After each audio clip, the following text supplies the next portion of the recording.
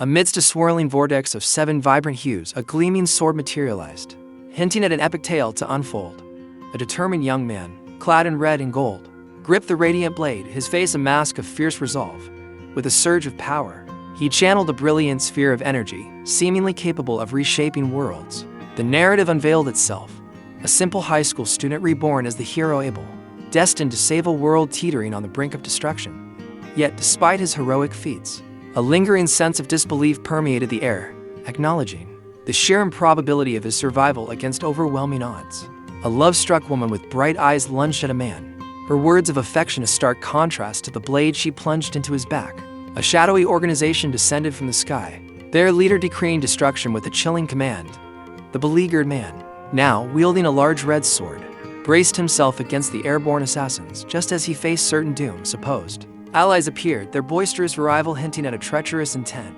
The unpopular web novel, Chronicles of the World of Seven Hues, was met with little fanfare. Despite its questionable plot, a lone reader found amusement in its absurdity, scoffing at the latest chapter on his phone. A chilling thought crept into his mind. What if he were suddenly thrust into that very world? He wondered, a flicker of uncertainty in his eyes, if laughter would still be possible in such a chaotic reality. Ludian, gripping his sword, reacted with startled urgency to a desperate call. He assured Sirius he was on his way. A sense of foreboding clinging to his words. A colossal, stone-like being, wreathed in an eerie blue glow, moved with destructive power, confirming the gravity of the unfolding disaster. A young warrior, eyes wide with terror, braced for a devastating impact, fearing he'd be squashed like a tomato. He tumbled through the air, a blur of motion and panicked grunts, the ground rushing up to meet him. Crashing down hard, sword clutched tight, he cried out in pain as his world tilted. A knight barked at a tardy swordsman, thrusting a spare blade into his hands while others scrambled around them. The swordsman, Colin, snatched the blade with a determined grimace, adrenaline coursing through him. Leaping from a rocky ledge, he cursed his superiors under his breath, feeling unjustly treated. A colossal, armored hand then reached down, its imposing shadow swallowing the fleeing warrior. A figure in sleek armor deflected a glowing blade with a metallic hand. A startled exclamation hanging in the air. A colossal, stone-like monstrosity with glowing red eyes lunged forward, its rocky fist aimed at the armored knight. Bracing for impact, the knight charged forward, his own blade shimmering with an ethereal blue energy as he prepared to counter the behemoth's attack. A young man, clad in light armor, expressed his gratitude as rocks crumbled around a large shield, hinting at unseen labor. With a fierce battle cry, a warrior unleashed a glowing attack upon a monstrous, red-eyed creature. The impact sent the young man reeling back, landing hard on the ground with a groan. A bloodied young man, clad in armor, gritted his teeth against a sharp pain. 3 years had passed since he awoke. In this unfamiliar 14-year-old body, orphaned and alone, confused and vulnerable, he found himself surrounded by strangers with questioning looks. Amid swirling, golden symbols, a young man with wide, startled eyes realized he now understood English. A small comfort in his current predicament, having inherited the memories of Ludian, his new body's original owner. Desperate to return to Korea, he spent a month fruitlessly attempting every possible means of escape. Distraught and defeated, the young man prepared a noose, his face a mask of despair as the branch beneath him snapped. He choked, realizing with grim finality that his efforts had been in vain. Startled, the young man with brown hair turned his head, seemingly alerted by a distant sound. A commanding voice called out, addressing a group of knights from Isker. With a dramatic flourish, a blonde knight pointed towards a hidden entrance, declaring that the holy sword and treasures lay within. Kalin von Isker, heir to Margrave Isker, grinned confidently, his grip tightening on his weapon as he spurred his followers to crush their weaker adversaries. A dark-haired man introduced Ludian's master, the head of the apparent cheer squad, who wore a smug look. The knights below, witnessing their commander's arrogance, felt their blood pressure spike, their anger and fighting spirit igniting. A young man, seemingly oblivious to danger, yelled a challenge to unseen monsters, while a concerned voice warned him against such loud noises. Gleaming knights, their faces alight with zealous confidence, brandished swords, sure of their leader's invincibility. Overwhelmed by the knights' fanaticism, the worried young man wept openly, pleading for them to stop. Lost in a melancholic fantasy, he wished for a more typical, even if cliched, reincarnation story. The blonde knight, radiant and oblivious to the others' distress, continued his boisterous display, seemingly re-energized by his own imagined power. A startled gasp escaped him as he realized the truth of the 7 Hue Chronicles, clutching his head in disbelief and anguish. he crumpled to the ground, overwhelmed by the shocking revelation. The world around him seeming to crumble with him. The world building of the Seven Hue Chronicles is truly exceptional. A nightmarish eclipse loomed over a city teeming with grotesque monsters, signaling impending doom. The narrator grimly noted the world had already faced 3 prophecies of its end. Amidst a ravaged landscape, a woman with a glowing staff confronted a red-clad warrior about the destruction. He, with casual arrogance, admitted to obliterating whatever stood in his path, a power capable of leveling nations. A chaotic battle raged in a dungeon, soldiers clashing with monstrous, bull-headed creatures. Overwhelmed by the struggle, one soldier despaired, wishing for an end to the relentless fight. Suddenly, a young man with a mischievous grin appeared, seemingly unfazed by the surrounding carnage. Frantic cries of Ludian echoed through the dungeon, acknowledging the newcomer's arrival. Ludian, however, seemed more perplexed than concerned, wondering aloud how he'd found himself trapped in a dungeon yet again. A sharp slap echoed as one man berated another for some transgression that had reached the Count's ears. Countess Louisa, elegant and imposing in her finery, snapped her fan shut, her displeasure evident as she reminded the offender that she hired commoners like him specifically to avoid such incidents. Humiliated, the man hung his head, offering a mumbled apology. A veiled threat hung in the air, promising dire consequences should a certain Caline be inconvenienced. The blond young man, caught between a woman in a floral dress and a dark-haired man, contemplated drastic measures with a weary sigh. Introduced as the future ruler of the region, an eldest son of Count Isker, he was revealed to be a notorious hooligan, laughing boisterously amidst a shower of coins and spilled ale. A weary figure sighed, stepping into a dimly lit room, reflecting on the familiar nature of his troubles. He was informed of an accusation. Baron Hamar claimed the man and his companions had stolen 3 prize horses, a matter needing immediate attention. Another request followed, retrieving Sir Thier's stolen family heirloom sword, again brushed off with a dismissive "take care of it." Finally, a more urgent crisis. Sir Volton stood enraged at the castle gates, sword drawn, threatening retribution for the perceived slight against his sister. Met with the same exasperated command to just take care of it. In a grand room, a servant cautiously informed a nobleman of the Count's fury over his dealings with the Black Market. Shocked and alarmed, the blond nobleman's face contorted in disbelief as the news sunk in. Alone now, the nobleman realized the gravity of his situation, fear evident in his expression. Elsewhere, 3 men, dressed similarly to the blond noble, whispered anxiously, questioning if their secret was out. A 4th man, observing the trio, confirmed their worst fears with a knowing, almost sarcastic tone. Exasperated, the dark-haired man clutched his head, lamenting the recurring trouble caused by his blonde companion. The blond man stammered a weak excuse as his friend reminded him of the warning against associating with certain unsavory individuals. The dark-haired man's frustration intensified as he revealed he'd only been gone for a few minutes before. The blond one found trouble again. Mortified, the blond man hid his face, overwhelmed by shame as shadowy figures loomed around him. His exasperated friend accused him of consorting with the cancer of the Empire, gesturing towards the boisterous group. The dark-haired man then clarified, with a hint of foreboding, that their association itself wasn't the main issue, introducing the Grand Castle of Isker and revealing the blonde troublemaker, Caline, as the ruler's son. Under the watchful eyes of gossiping nobles, the young Count's son, surrounded by an entourage, reveled in the night's festivities, his laughter echoing through the castle courtyard. The news of his scandalous behavior quickly reached the capital, painting a vivid picture of revelry and questionable company. Later, seemingly unfazed by the whispers, the heir nonchalantly justified his actions with a smirk, his words dripping with entitlement as he spoke of spending time with the others, while a sinister presence lurked just behind him, its eyes glowing ominously. The blond man stammered, a nervous sweat beading on his brow as he tried to explain his intentions to the shadowy figure, with menacingly glowing red eyes. The shadowed figure poked the blond man in the chest, a silent challenge radiating from the simple gesture. Relieved, the blond man wiped his face with a dramatic flourish as he turned to address a more modestly dressed companion. The two discussed the recent surge in illegal activities near the border, their faces reflecting the gravity of the situation. The narrator revealed the central government's response, a demand for stricter control over the troubled region. A crimson-clad envoy, mounted on a white steed, arrived, signaling the presence of the Mauryan Empire's central government. Earlier reassurances from the Count about avoiding central intervention now seemed hollow. The Count's son's scandalous actions provided the perfect pretext for the central government's looming interference, sparking outrage among those aware of the situation. Now, They feared the Empire would seize the opportunity to meddle in their affairs. A distressed groan echoed as someone collapsed, a blonde head falling back in exhaustion.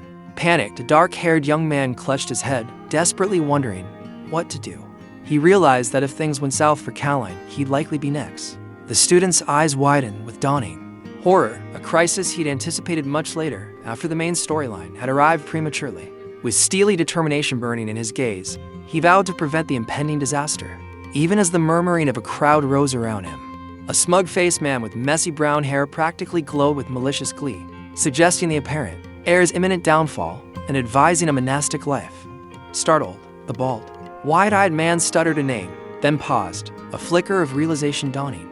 A grim narrative unfolded, detailing the Emperor's iron fist in the capital city of Navan, and the usual punishment, beheading, for such transgressions. Beneath the looming shadow of a guillotine, a terrified, brown-haired young man with wide, fearful eyes, accompanied by a worried blonde companion, lamented the potential loss of his own head should the heir be executed.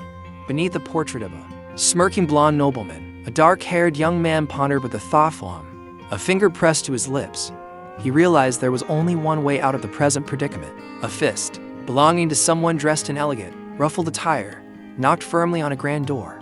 A deep voice commanded from within, "Enter." A tense, blonde young man in ornate attire cautiously opened a door, a nervous-looking, dark-haired youth peering from behind him. A moment of pregnant silence hung in the air before a gruff voice, belonging to a man with a formidable mustache and fur-trimmed collar, rumbled, inquiring about their rival. A young man with neatly combed brown hair and sharp eyes, dressed in a light-colored uniform, appeared deeply contemplative.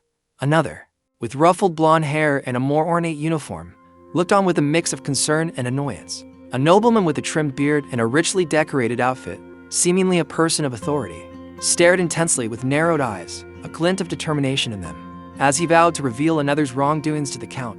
Rickard von Isker, Lord of Isker and Margrave, appeared contemplative, his gaze intense and his hands clasped together. Captain Derek Wanhausen, a private knight, regarded him with a mixture of pity and concern, acknowledging the nobleman's evident burdens. A young man with sharp, intelligent eyes offered his gratitude to Sir Derek, his expression carefully neutral, despite the sparkling air of satisfaction around him. Two men, one scarred and imposing, the other younger and visibly distressed, discussed the gravity of a recent mistake. The younger man close to tears, while the older one seethed with barely contained anger. Reflecting on the incident, the scarred man lamented his own handling of the situation. Finally, a blonde-haired man in an ornate uniform confronted a woman with auburn hair, his stern expression suggesting he'd heard troubling news of yet another incident caused by her daughter nobleman, adorned in rich fabrics, pointedly questioned a subordinate about the affiliations of contacted individuals. Stuttering, the subordinate revealed the alarming truth. The contacted group was a target of the Imperial Night Orders. Two officers reacted with shock and anger at this revelation, the gravity of the situation sinking in. Elsewhere, a man's face contorted with a mixture of surprise and apprehension as the implications dawned on him. The situation was far more dangerous than he initially anticipated. Finally, he realized with dawning horror that the punk's contacts held far more power than he could have ever imagined. Now that the Imperial Knights were involved, a debt was declared, hanging heavy in the opulent room, owed by the Isker family to the Imperial one. Callan, a young man in a rich blue coat, was ordered to prepare for the monastery. His back stiff with apprehension, he choked out a desperate plea to his father, the bearded man on the throne, who regarded him with a stern, yet strangely calculating gaze. The king reassured him it wasn't a life sentence, but a 5-year period of reflection. His words laced with an unspoken gravity. The dark-haired young man, his eyes sharp and knowing, confirmed his suspicions with a quiet, grim satisfaction. 5 years hence, a fiery apocalypse would consume the land, leaving a trail of bloodshed and ruin in its wake. Among the fallen, a bloody figure lay amidst the carnage. Resigned to a bleak and desolate fate, the young man, desperation etched on his face, urgently pleaded with his father to pause. His father, adorned in ornate attire, questioned his son's interruption. Slamming a hand on the table, the son fiercely vowed to redeem himself. He declared his intent to achieve a feat so great it would erase his past failure and restore his family's honor. The older man, stroking his beard thoughtfully, countered that even success might not be enough to prevent the imperial family's interference. He added that only an extraordinary achievement could change the inevitable. A holy sword daylight materialized, stunning a bearded man and his blonde companion. Horrified, someone gasped in disbelief. the impossible difficulty of a dungeon for a particular individual was brought to light. A seething fury consumed the dark-haired man as he realized someone's reckless abandon. Someone angrily questioned another's reckless actions, fearing a premature demise. The bright light of day revealed the blonde nobleman, trembling with rage. Slamming his hand on the table, he furiously accused someone of leaking information about the dungeon, which led to an unwelcome intrusion by underworld figures. The blonde man, radiating manic energy, clenched his fist, convinced that retrieving the holy sword Daylight would secure the Duke's support. Another, with darker hair and a sly smile, observed the blonde's desperation, certain he was just fighting for survival. He was suspicious, though, doubting that the supposed dungeon explorers were really who they claimed to be, suspecting a hidden agenda. The scene then shifts to introduce an episode titled Belly of Apophis from Malero. Within a shadowed dungeon, a malevolent ritual unfolded, as hooded figures chanted around a glowing tome, attempting to resurrect the evil god, Apophis. A vast army of 100,000 strong marched towards the dungeon, their banners rippling in the wind. A force gathered to quell the burgeoning heresy. A monstrous, scaled creature with glowing red eyes, Apophis, unleashed a devastating attack, leaving nothing but a chilling blue energy in its wake. This catastrophic event served as a grim reminder of the inherent dangers lurking within the dungeons. As a direct consequence, reconnaissance teams were now deployed before any dungeon entry, braving the treacherous storms and eerie landscapes. Observing a team returning from a scouting mission through the downpour, a cloaked figure remarked with grim certainty that their report would be unfavorable to the Count. A newly discovered dungeon of unknown difficulty was the subject of a tense discussion. The blonde-haired young man, radiating fierce determination, vowed to conquer the dungeon despite the risks involved, pleading with his father for his trust. The older man, scarred and stoic, pondered his son's fervent plea with a thoughtful hum, a silent tension hanging in the air. A confident young man, arms crossed, calmly explained the high stakes of a proposed venture to a stern, golden-haired figure. The elder, after a moment of tense contemplation, conceded with a heavy very well. Shock widened in the eyes of the younger man at the unexpected agreement. The elder continued, offering a cautious trust in assigning 30 knights, including a certain Derek, to the mission. The bearded leader's gaze intensified as he emphasized the importance of retrieving Daylight, placing the weight of the mission squarely on the younger man's shoulders. Amidst crackling energy, Ludian, his face strained, received a weighty task to safeguard Callan. Elsewhere, despairing over a looming catastrophe, someone lamented their misfortune. A father, radiating confidence, bestowed a blessing upon his blonde-haired son, believing this time would be different. Full of conviction, he declared his son's triumphant return with the holy sword. The father and son clasped hands, their shared enthusiasm sparking with jovial laughter and pride. A man's face, etched with dawning horror, registered a chilling realization. He inwardly cursed, acknowledging his dire predicament. A monstrous, red-skinned beast with sharp horns lunged from the shadows, a dark-haired warrior, his eyes wide with alarm, yelled a warning as he braced for the inevitable clash. The call to arms echoed, a grim promise of brutal conflict. A seasoned warrior, clad in gleaming armor, grimaced at the sight of a Minotaur, bracing for a difficult fight. His companion, visibly worried, pondered the escalating dangers that lay ahead. A prayer escaped their lips, entrusting their fate to a higher power. Relief washed over the younger man, his tension easing as he realized the threat wasn't as dire as he'd initially feared. A sly grin spread across his face, revealing a hint of cunning as he considered the less formidable challenge. He mused that high-ranking demons or ancient weapons, which would have forced a hasty retreat, were thankfully absent. With a grunt of exertion, the young man swiftly dispatched the Minotaur, his thoughts echoing the surprisingly mundane nature of the dungeon so far. A tense silence settled as he urged his companions forward, the air crackling with unspoken anticipation. Suddenly, alone and enveloped by the oppressive darkness of a cavern, fear gripped him as he grappled with an unknown predicament.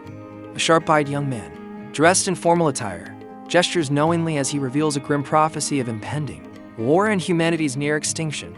A different, lavender-haired figure, cloaked and armored, observes a glowing blue orb, seemingly contemplating the fate of the world. Meanwhile, a rugged, bearded man warms himself by a crackling fire, a sly grin playing on his lips as he hatches a plan to amass wealth and retreat to the mountains. Amidst the coming chaos, stopped with a determined glint in his eye, the young man vowed to forge his own happy ending. Surrounded by armored figures, a boisterous laugh erupted from the flamboyant, golden-haired nobleman as he reveled in their smooth progress. He excitedly boasted of retrieving Daylight and claiming the dungeon's vast riches, his hand flashing with ornate rings. A scarred, Warrior, his face etched with concern, cautioned the nobleman against speaking so loudly, fearing the potential dangers lurking within the shadowed depths. A blonde knight boisterously declared his fearlessness, wielding his sword with exaggerated bravado. His confidence faltered as something unseen caught his attention. A confused "huh?" escaping his lips. Suddenly, a swift blow landed squarely on the head of another, dark-haired knight, eliciting a pain cry. Chaos erupted as debris rained down, a young man with brown hair crying out in alarm amidst the turmoil. A knight beside him bracing for impact. Darkness descended, obscuring the view. The heavy thud of falling objects suggesting a catastrophic collapse. A scarred warrior with fierce eyes and long, dark hair, clad in armor, gritted his teeth in frustration, cursing the unknown enemy, or fate itself. Panic seized the armored soldiers as they realized they had stumbled into a deadly trap. Below the crumbling chasm, an army of grotesque stone golems awaited, their presence an ominous foreshadowing of a brutal confrontation. A warrior roared, urging someone to flee as he fiercely charged forward, seemingly breaking through enemy lines. His squad followed his lead, pushing back against monstrous golems with synchronized strength. As the battle raged, a desperate cry for help echoed from the collapsing structure, hinting at a young lord trapped within the chaos. A startled young man with blonde hair, clad in ornate armor, was urgently pulled away by a darker-haired companion. He urged the armored figure to follow, pointing in a specific direction. Moments later, another young man, his face flushed with alarm, noticed approaching figures with a mix of confusion and fear. A colossal stone figure loomed, its massive hand reaching towards two small figures, a man and a woman, seemingly surprised by the sudden attack. With a determined roar and a blur of motion, the armored knight lunged forward, his sword slicing through the air towards the stone giant's hand. A young warrior, clad in light armor, unleashed a blindingly fast attack against a hulking, monstrous figure, his face contorted with a grimace of effort and determination as he sliced through the air. A concerned onlooker, his face etched with worry and his long, dark hair whipping around him, cried out in alarm, clearly recognizing the warrior. A figure, startled, cries out in alarm as a powerful force slams into a large, hulking form. Two figures, one blonde and armored, the other with darker hair, watch in terror as the behemoth rises, its ominous presence filling the air. Desperate and fearing for their lives, the blonde warrior cries out for help. The blonde warrior cried out in frustration as the dark-haired man's grip tightened around his throat. A colossal, stony hand slammed down, sending the armored warrior hurtling through the air. The impact echoed with a sickening crunch as the warrior crashed to the ground, swords clattering around him. A knight in shining armor cried out desperately, reaching towards a fallen comrade, just barely escaping the same fate. Another man thought grimly about his duty as an attendant, his life tied to the blonde knight's. Suddenly, a jolt of surprise flashed across his face. A blinding flash of red light erupted, engulfing the scene in chaos. Stunned, he could only utter a confused cry as the unexpected occurred. Amidst a chaotic scene of shattered stone and dust, a young man in medieval-inspired attire fell backward, blood splattering from his mouth as a silent exclamation escaped his lips. A blonde-haired figure, clad in ornate armor, gasped in sudden realization. A dark-haired man with a goatee, his face contorted in a grimace of effort and desperation, seemed to be struggling against an unseen force. Plunging into darkness, he cursed his fate, desperately calling for his status window. Falling further into the abyss, the armored figure's world blurred, the words status window echoing his frantic plea. As he plummeted, the call for his status window became a desperate, fading whisper. A powerful, resonant **** echoes through the darkness, hinting at impending action. A whooshing sound ripped through the air, and a young man with wide, startled golden eyes reacted with a confused gasp. Lying on a bright, tiled floor, a young man in light-colored attire gasped, bewildered by his unexpected survival. He bolted upright, assessing his unscathed body with a mix of shock and wonder. Bathing in a radiant light, he stretched out his arms, marveling at his seemingly miraculous recovery he attributed to a last-minute prayer. Doubting the reality of his sudden awakening, he questioned the plausibility of such a divine intervention. He found himself in a strange, brightly lit place, the crystalline structures around him shimmering with an otherworldly glow, and wondered aloud where he was. Recalling ancient lore, he realized he might be in a dungeon of the demon realm, formed from the mana of a negative dimension. He mused that such intense light shouldn't be possible unless it was magical, a thought immediately punctuated by a booming voice declaring his awakening. A dark-haired figure cried out, their eyes wide with terror as a crimson vortex swirled around them. Consumed by the red abyss, a young man in a light tunic gasped in horror as a gigantic, bloodshot eye materialized before him. He choked out a disbelieving curse as his body seemed to be pulled towards the monstrous presence. Suddenly thrown back, he landed heavily, a confused whimper escaping his lips as he looked up for help. A jarring sound echoed through the icy landscape. A seemingly insincere apology was offered, thinly veiled as a reaction to someone's appearance. The recipient, clearly offended, questioned the sincerity of the so-called apology. A grotesque, red, tentacled creature greeted a lone human, seemingly unfazed by the millennia separating their last encounter with humankind. The human, surprised to be in this seemingly divine location, pondered the unexpected turn of events. Observing the creature more closely, the human noted its loud, inexplicable pronouncements despite its lack of a visible mouth. Disoriented, the young man in armor found himself in a mysterious, icy ruin. Realizing this was his prison, he discovered the ruins were remnants of a vanished civilization called Adora, a detail that triggered a flicker of unease and confusion. Sweating slightly, he pondered the unfamiliar name, realizing it didn't align with the original story he knew. Intrigued, the young man in the sharp suit pressed his fingers to his lips, a mischievous glint in his eyes, as he realized he'd stumbled upon something interesting. A vibrant, almost comical, red beam confirmed his suspicions, revealing it had been sealed within the ruins, dormant until his arrival. Awakened by the intruder's presence, the creature pulsed and vibrated with newfound energy. With a dramatic flourish and a darkly confident smirk, the young man demanded the being's identity. A crimson energy swirled around a figure, proclaiming itself Arcadia, a 7th-generation AI left by the Adora civilization. Below, a young man, with dark hair, sweat beading on his brow, breathed the words, "Artificial intelligence." His expression shifted from awe to suspicion as he muttered about the AI's demonic appearance and paradisiacal name. A writhing, crimson tendril extended towards the young man, its owner requesting his servitude. He stammered, clearly taken aback by the unexpected offer of mastery. A dangerous glint appeared in the youth's eyes as he boldly questioned the consequences of refusal, pondering the potential perks of mastery. The young man's thoughts were abruptly interrupted. A sudden, shocking event caught him completely off guard, his eyes widening in stunned bewilderment. Confused, his gaze darted downwards, searching for an explanation for the strange sensation.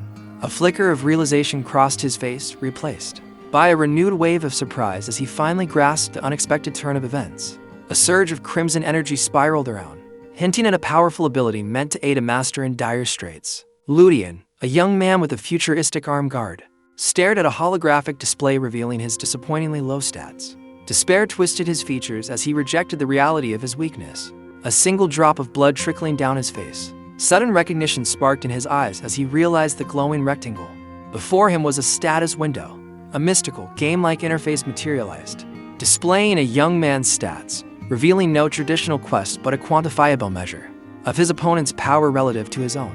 He reached out, seemingly absorbing the information about Ludian, a descendant of the Isker family, whose combat prowess was laid bare before him. Though a caveat about substantial stat differences hindering full visibility lingered in the air. Bloodied young man with dark hair clasped his hands together, a manic grin spreading across his face as he realized the power he held. He mused that this advantage would be crucial for survival. Another, similarly bruised individual, his gaze sharp and intense, revealed that this location was inaccessible to those lacking a specific qualification, unless they possessed godlike power. Driven by a desperate need to understand, the first man questioned the nature of this qualification. The answer came swiftly and chillingly. The sole requirement was to be an outsider. A young man in light armor crouched, shielding his eyes from a swirling crimson energy, questioning its nature aloud. He admitted his bafflement, confessing his previous belief that it might be a divine entity, a theory now shattered by some unseen presence. The young man, caught in the swirling crimson energy, questioned how his otherworldly companion knew he was an outsider. The crimson entity explained its core, sealed away, reacted only to those not of their world. This reaction, it revealed, meant the young man possessed the power to collect the scattered terminals left by its creators. Intrigued and confused, the young man asked what these mysterious terminals were. Amidst a swirling vortex of energy, 6 spectral AI entities materialized, each representing a different generation and purpose: collection, exploration, healing, transport, combat, and restoration. A voice echoed, explaining that these 6 AI were auxiliaries, created to serve a greater purpose. The disembodied voice continued, revealing that by retrieving each generation's terminal, specific abilities could be unlocked. Finally, the voice promised that gathering all 6 terminals would fully activate the speaker's main body, currently sealed away, leaving a young man seated below with a look of stunned awe and perhaps a hint of apprehension. He stared upwards, tiny beads of sweat forming on his brow, as the implications of this revelation sunk in. Standing amidst a backdrop of shimmering, crystalline structures, the armored young man pondered the implications of a recent revelation. Realizing it offered a chance to alter the course of events, hope flickered in his eyes as he considered the possibility of a more favorable outcome. A decisive glint entered his gaze as he solidified his resolve. With a confident smirk, he declared his intention to seize control and register as the master. A sharp-eyed young man, dressed in formal attire, declared the observer's decision a wise one, hinting at impending chaos and the need for preparation. A swirling, crimson entity eagerly anticipated their collaboration, addressing the young man as master. The young man, gently petting the creature, reciprocated the sentiment, calling it Adi. Adi, seemingly pleased, found the interaction quite agreeable. A crimson, eye-like entity, its main body sealed, lamented its current weakened state, unable to fully support its master. It hinted at a powerful combat AI, Shamhala, that could even challenge a god. Encouraged by the creature's words and the promise of such power, the master lunged forward, ready for action, while a creeping sense of doubt and suspicion lingered. In his mind, a figure, hands casually tucked into pockets, is asked about their next move. The figure declares their first priority is rejoining their companions. Looking determined, the now visible young man adds that retrieving his terminals is the next objective. After overcoming the current crisis, a voice approves of his plan, calling him master. Adi, seemingly aware of every nook and cranny of the dungeon, initiated a transfer. The dungeon's geography proved invaluable, preventing a fatal plunge for someone according to Adi's explanation. With wide, terrified eyes and blood splattering, the person realized they were mere moments from a gruesome end. A figure was yanked back from a swirling vortex of light and ice by a crimson ribbon, narrowly escaping a chilling demise thanks to the timely intervention of awakened Adi. Safe but shaken, the survivor, a young man in light armor, sat slumped, reflecting on his brush with death.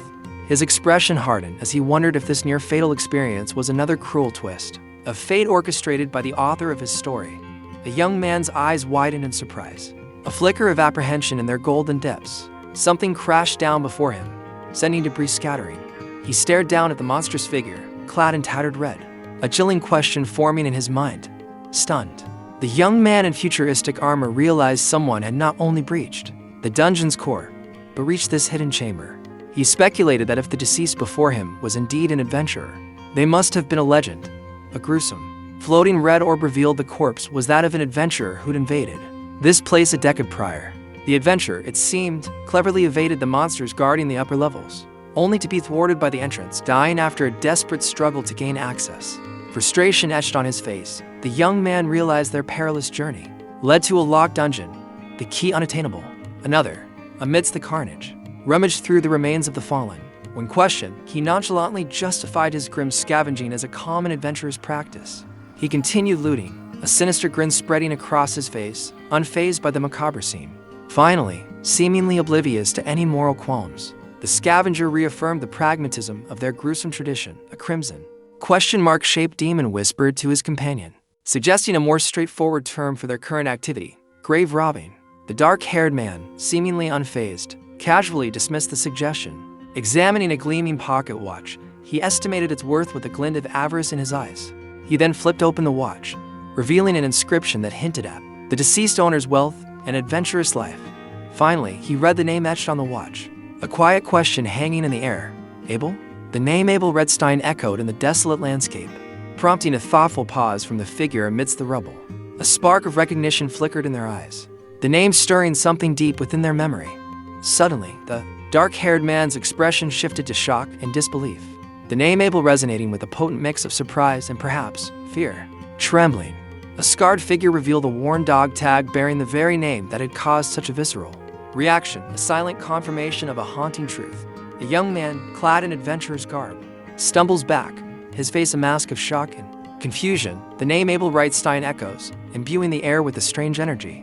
And a vision of a silver-haired warrior wielding a glowing sword materializes. The first man, his eyes wide with dawning realization, recognizes the name as belonging to a fictional hero, his panic rising as he grasps the impossible. Struggling to regain composure, he mutters in disbelief that this event should be far in the future. 19-year-old Lee Jian-woon, now known as Abel Redstein, reached out towards the blinding headlights of an oncoming truck, desperately seeking a new beginning after failing his college entrance exam. His wish granted, he awoke in a strange new world, reborn into the privileged life of a barren son. Bathed in divine light, the young nobleman received the Creator God's blessing, marking him for greatness, a mystical artifact. White world, pulsed with otherworldly energy in his hand, granting him unimaginable power. Finally, he grasped the legendary Grandia, the holy sword of the God of Order, its crimson blade gleaming as a promise of an epic, overpowered journey. A warrior, clad in red and white armor, brought his massive blade down upon a grotesque demon spawn. A startled observer, dressed in muted tones, expressed bewildered disbelief at the scene. Doubts lingered about the identity of a skeletal figure, questioning their role as the protagonist.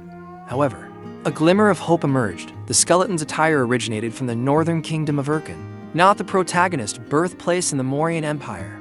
A fully grown skeleton lay before the protagonist, hinting at a grim future. Confused, he realized this imposing body was too large to belong to the young Abel. Sparking a sense of unease, a crimson, demonic eye materialized beside him, its unsettling gaze prompting a concerned query from the otherworldly entity.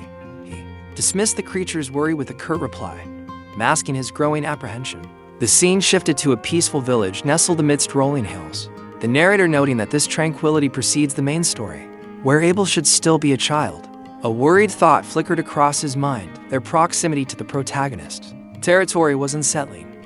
He gripped something tightly, his face strained with a mixture of determination and fear as he reassured himself that he could investigate the situation discreetly once free. Clutching the items, he hoped they might be the key to connecting with Abel. A silent plea escaped his lips, a desperate wish that this was all just a terrible misunderstanding. A figure in light armor pointed the way through a cavern, their ethereal guide warning of monsters and traps ahead, suggesting a detour. The armored figure, seemingly unfazed, pondered the surprisingly calming presence of their strange companion. Suddenly, a crimson, eye-like orb hurtled towards them, eliciting a cry of surprise. A young man, seemingly fleeing, tossed a strange, eye-like orb towards a group of armored figures. Two of the pursuers, their faces contorted in a mix of shock and rage, watched as the orb sailed through the air, shouting after the fleeing figure, swords drawn. The pursuers moved to apprehend the young man, a commanding voice ringing out. A desperate halt, a figure dashed away, threatened with being cut down if they took another step. Startled, another character recoiled from a grotesque, floating, one-eyed orb. He sarcastically questioned whether his companion had abandoned his post, or if this bizarre encounter was somehow his fault.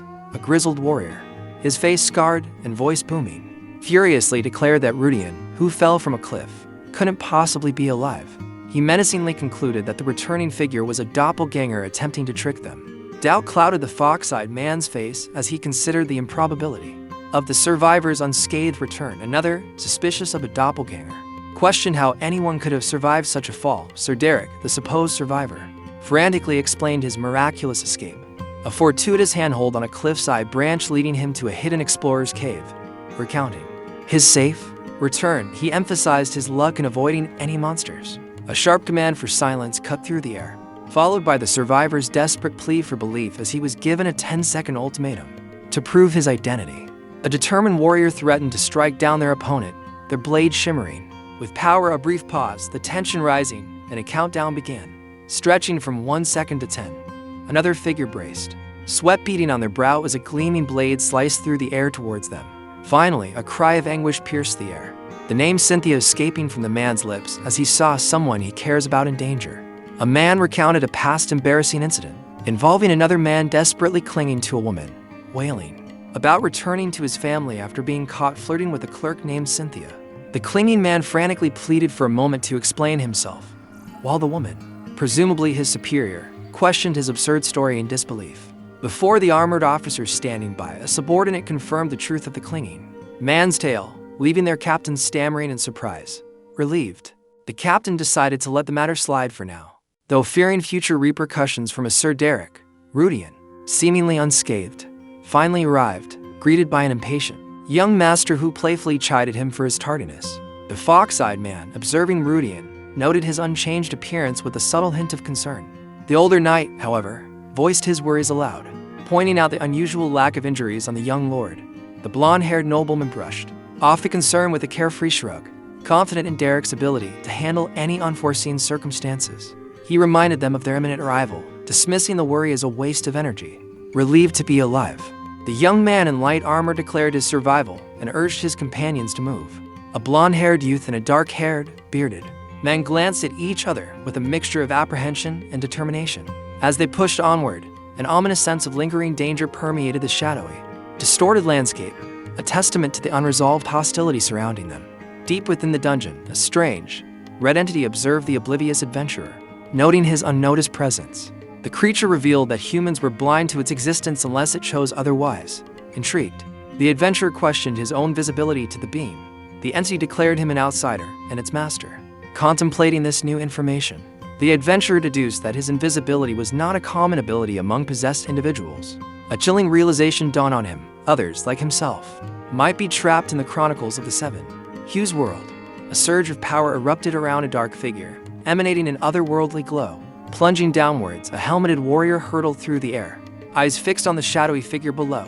A hand, weathered and clawed, gripped a gleaming, jeweled hilt, a cryptic, theirs hanging in the air. A monstrous face, contorted in a feral grin, lunged forward, a single eye blazing with predatory light. A menacing figure, cloaked in darkness and wielding a glowing sword, emerged, identified as a Death Knight. A sharp-eyed observer recognized the radiant blade as daylight, the holy sword, confirming the Duke's intelligence. The realization dawned that this was the traitor who had betrayed the Duke's household 50 years prior and vanished. With grim certainty, the cloaked figure was identified as Sir Simerdrin, a demonic figure, clad in dark armor with crimson accents, sneered, expressing his utter disappointment in his opponents.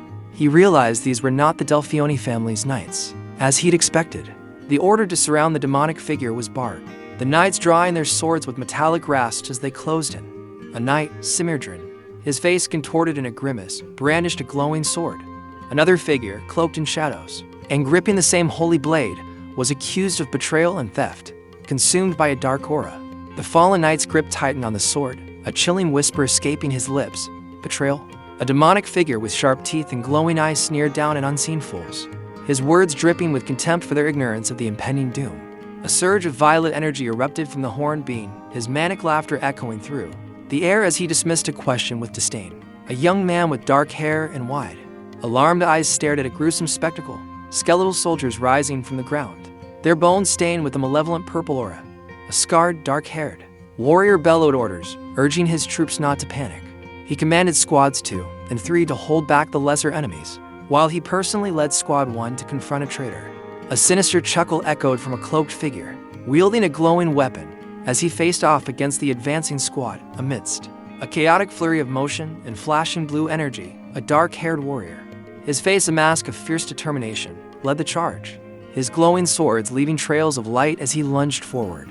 Amidst a crumbling, pillar-strewn battlefield, armored figures clashed, their swords flashing in the dim light. A young man, clad in partial armor, observed a strange, red, one-eyed creature hovering near the fight, questioning its nature with a mix of confusion and alarm. Noticing the resilience of one combatant, the young man wondered why the attacks seemed to empower rather than weaken him. Suddenly, the resilient warrior, revealed as a demonic figure with wild hair and a terrifying grin, taunted his opponents, radiating an aura of dark energy. He mocked their efforts, challenging them to unleash their full strength. A battle-worn warrior cursed, bewildered by his opponent's seemingly infinite power. His comrade warned of the regenerating skeleton soldiers, their numbers swelling despite their efforts. The captain rallied his knights, urging them to stand firm against the overwhelming odds. Elsewhere, a dark-haired individual was asked for his assessment, his face grim as a strange, grinning creature floated beside him, revealing the presence of an unseen external force influencing the battle. The question hung in the air, thick with foreboding. A disembodied, monstrous eye, pulsating with an unsettling energy, loomed close to a young man with dark hair, prompting someone to suggest he utilize its power. The young man's eyes blazed crimson, a sinister grin spreading across his face as he recognized the eye's potential. A holographic display materialized, revealing the young man's stats as Simerdrin, the Death Knight, linked to the dungeon's core and empowered with immortality and infinite mana. Another view of Simir from behind highlighted the strange link with the dungeon's core, bathing his dark hair in an unnatural cyan glow as his stats re-emerged, reinforcing his terrifying new power. Sensing a strange energy, the young man shielded his eyes from a vibrant, ethereal glow. His eyes widened in realization as he recognized the source of the power, the dungeon's core. Within the depths of the dungeon, a crimson gemstone pulsed with otherworldly light, drawing the gaze of another, more menacing figure. His face a mask of awe and greed, he identified the treasure as a bloodstone, a powerful magical artifact. A menacing, red, floating eye loomed within a crumbling, ancient dungeon, its power radiating a palpable threat of annihilation. A determined young man, clutching a ring, wondered if he could destroy the ominous eye.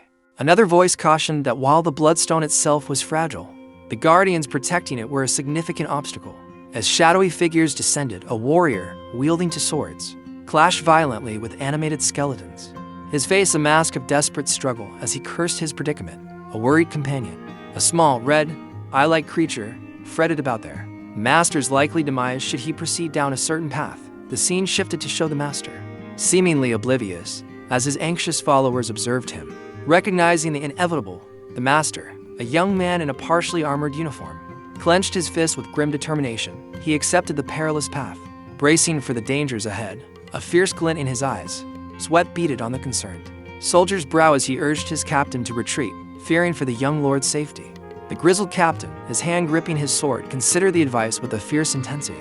He hesitated, a growl escaping his lips, acknowledging the wisdom of the suggestion yet conflicted.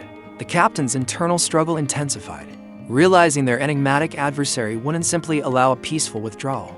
Amidst a chaotic struggle, knights wrestled with a defiant blonde-haired youth, determined to seize a gleaming sword.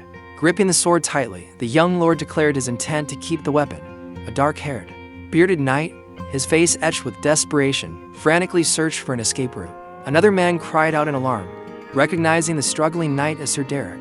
A young warrior pointed excitedly at a glowing gem embedded in the wall, his companion startled by his sudden outburst. A dark-haired, scarred man, seemingly their leader, turned sharply, his expression a mixture of suspicion and awe at the sight of the gem. Eyes wide, he breathed a single, disbelieving word, "Gem?" The glowing red gem pulsed with an otherworldly light, revealing itself to be the fabled bloodstone, leaving the observers stunned at their prior oversight. Amidst a chaotic flurry of motion, a figure called out to Arnold and Chris for a critical strike. Another, desperately parrying skeletal blows, yelled back their inability to comply.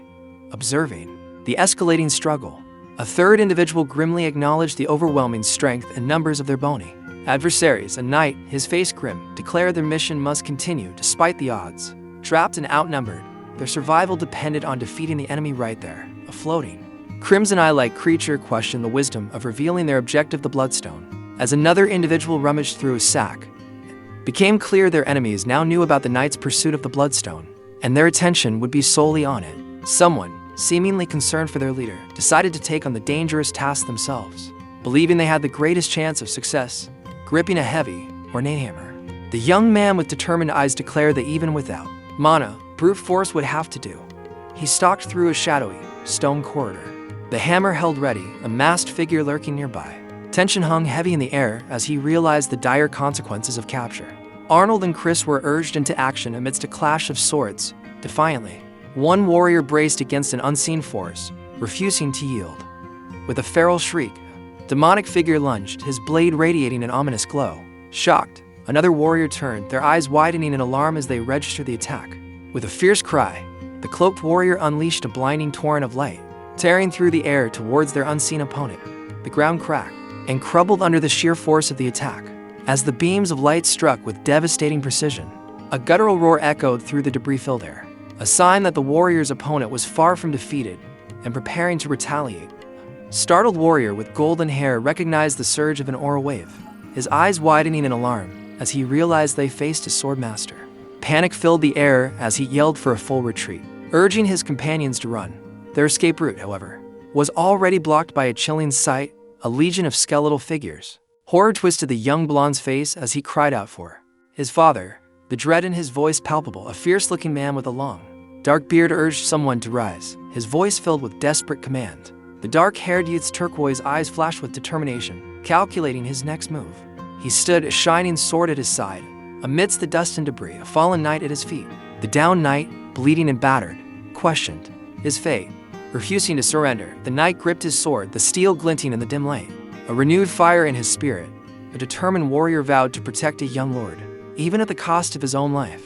A startled man, his face etched with confusion, questioned a sudden, unexpected movement. Sweating and wide-eyed, another man watched in horror, his face reflecting sheer terror. A tense standoff unfolded as a figure with a glowing blade clashed with another, their weapons meeting in a flurry of energy. Startled, a young man carrying a large, mechanical hammer realized their covert operation was compromised, a small red, one-eyed creature hovering beside him echoing his alarm. Despite the setback, the floating companion tried to reassure the hammer-wielding youth, pointing out their previous success in remaining undetected. However, the young man's worry quickly turned to defiance as he questioned the significance of being discovered now. Elsewhere, a monstrous, horned figure, his face contorted in rage, seethed at the intruder's audacity. A demonic figure, cloaked in darkness and wielding a wicked blade, lunged downwards, screaming bastard, as he descended. Below him, a young man with a determined glare gripped his own weapon tightly, bracing for impact and letting out a roar of defiance. A desperate warning escaped the young man's lips, stumbling over the words as he ordered the demon to stay back. Their blades clashed in a shower of sparks, the demon's dark energy clashing with the young man's fierce determination. Someone calling out in alarm, "Sir Derek!" With a furious roar, a man urged Ludian to smash the core, promising forgiveness for a past transgression. Determined, Ludian accepted the challenge, gripping his weapon tightly and sprinting towards the pulsating core. He swung with all his might, a battle cry escaping his lips as he struck the core. Somewhere, a voice filled with rage and betrayal screamed a curse. With a determined roar, the young warrior brought down his ornate hammer, declaring a single, decisive strike. The hammer crashed down, narrowly missing its target. A figure clad in elaborate armor. Outraged, the armored figure demanded to know the identity of the one who dared attack them. A figure wielding a massive hammer confronted a glowing red gem, declaring it to be more than just a dungeon core. Overwhelmed with fury, a young man, with sweat beading on his brow, realized the true nature of the bloodstone he held. Connected to Castle Richmond, the ominous presence of Castle Richmond, a lich lord from the chronicles of the world of seven hues, filled the air. The pale, dark-haired woman holding a skull-top staff stood as a testament to her power, having slain a red dragon with a single death spell, a devastating archmage radiating power, offered a swift, painless end. A terrified victim, eyes wide with fear, cried out in denial as the fatal words were uttered, bringing down a massive, ornate weapon. The attacker prepared to deliver the final crushing blow. A figure wielding a massive, ornate hammer brought it down with a resounding crash. Crimson energy swirling beneath, with a sinister smirk and eyes blazing with dark power. A young woman unleashed a lethal spell, her outstretched hand crackling with ominous energy. Startled, a young man with dark hair reacts to something unseen, his expression a mixture of confusion and disbelief. A girl with long brown hair, adorned with a flower accessory, appears to be fused with or emerging from a large, glowing red crystal, her face etched with a manic grin. He stares, speechless, at another crimson crystal, held aloft by some kind of device, his brow furrowed with concern, confused. The warrior questioned why his ultimate attack failed against a glowing crimson crystal. He stumbled back, demanding to know the identity of the mysterious figure before him. Suspecting divine intervention, the student, realizing he survived a fatal blow, recalled his desperate last attack. A wave of crimson energy erupted from the student's hand, aimed at the crystal. The warrior, shocked, realized a divine protection spell was in play, confirming his suspicions about the student's divine nature. The student stared intently at the crystal, speechless. A young man, clad in armor, questioned a peculiar, red face like being with fox-like eyes if it was responsible for the glowing crimson crystal before them. The fox-eye being confirmed with a confident thumbs up, boasting it had intercepted and blocked a low-level curse aimed at its master. The armored youth, stunned, muttered in disbelief that a lethal 9th-class spell was considered low-grade by his companion. The red being, indignant, defended its AI capabilities, radiating a vibrant, almost blinding light. Shielding his eyes, the young man marveled at the AI's power, pondering its future potential. He abruptly calls out to someone unseen, his voice laced with authority. A young man, clad in light armor, reached towards a pulsating crimson crystal held aloft on a pedestal, a command echoing in the chamber. He declared his intent to open a dimensional gate and join whomever he addressed. In a darkened room, another figure, adorned in heavier, ornate armor, cradled a book in the same blood-red stone, revealing it to be Castle Richmond's heart. The armored figure confessed their covetous desire for the heart, identifying themselves as the formidable Lord of Darkness. Finally, a sinister revelation whispered a lich's heart, its sole vulnerability, also held the secret to its eternal life. A sinister grin spread across the young man's face as a disturbing thought crossed his mind. Confused and indignant, he questioned his predicament. He raised a massive, ornate hammer, a crimson, watchful eye hovering nearby, and wondered about Lady Castle's understanding of contracts. With a powerful swing, he shattered the blood demon's stone, recalling her words about its supposed weakness. A voice, presumably his subordinate, confirmed the stone's fragility and his master's overwhelming strength. Cornered and desperate, the young man offered a deal, promising everything he owned in exchange for his life. Intrigued, his powerful opponent questioned if he truly meant everything.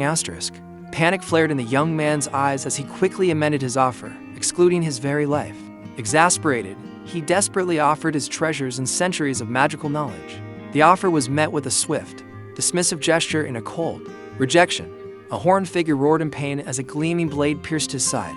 Wielded by someone unseen but clearly determined. Urged to hurry, another figure charged, a massive hammer crackling with energy, vowing to crush his opponent before reinforcements arrived. The victim of the impending hammer blow cried out in terror.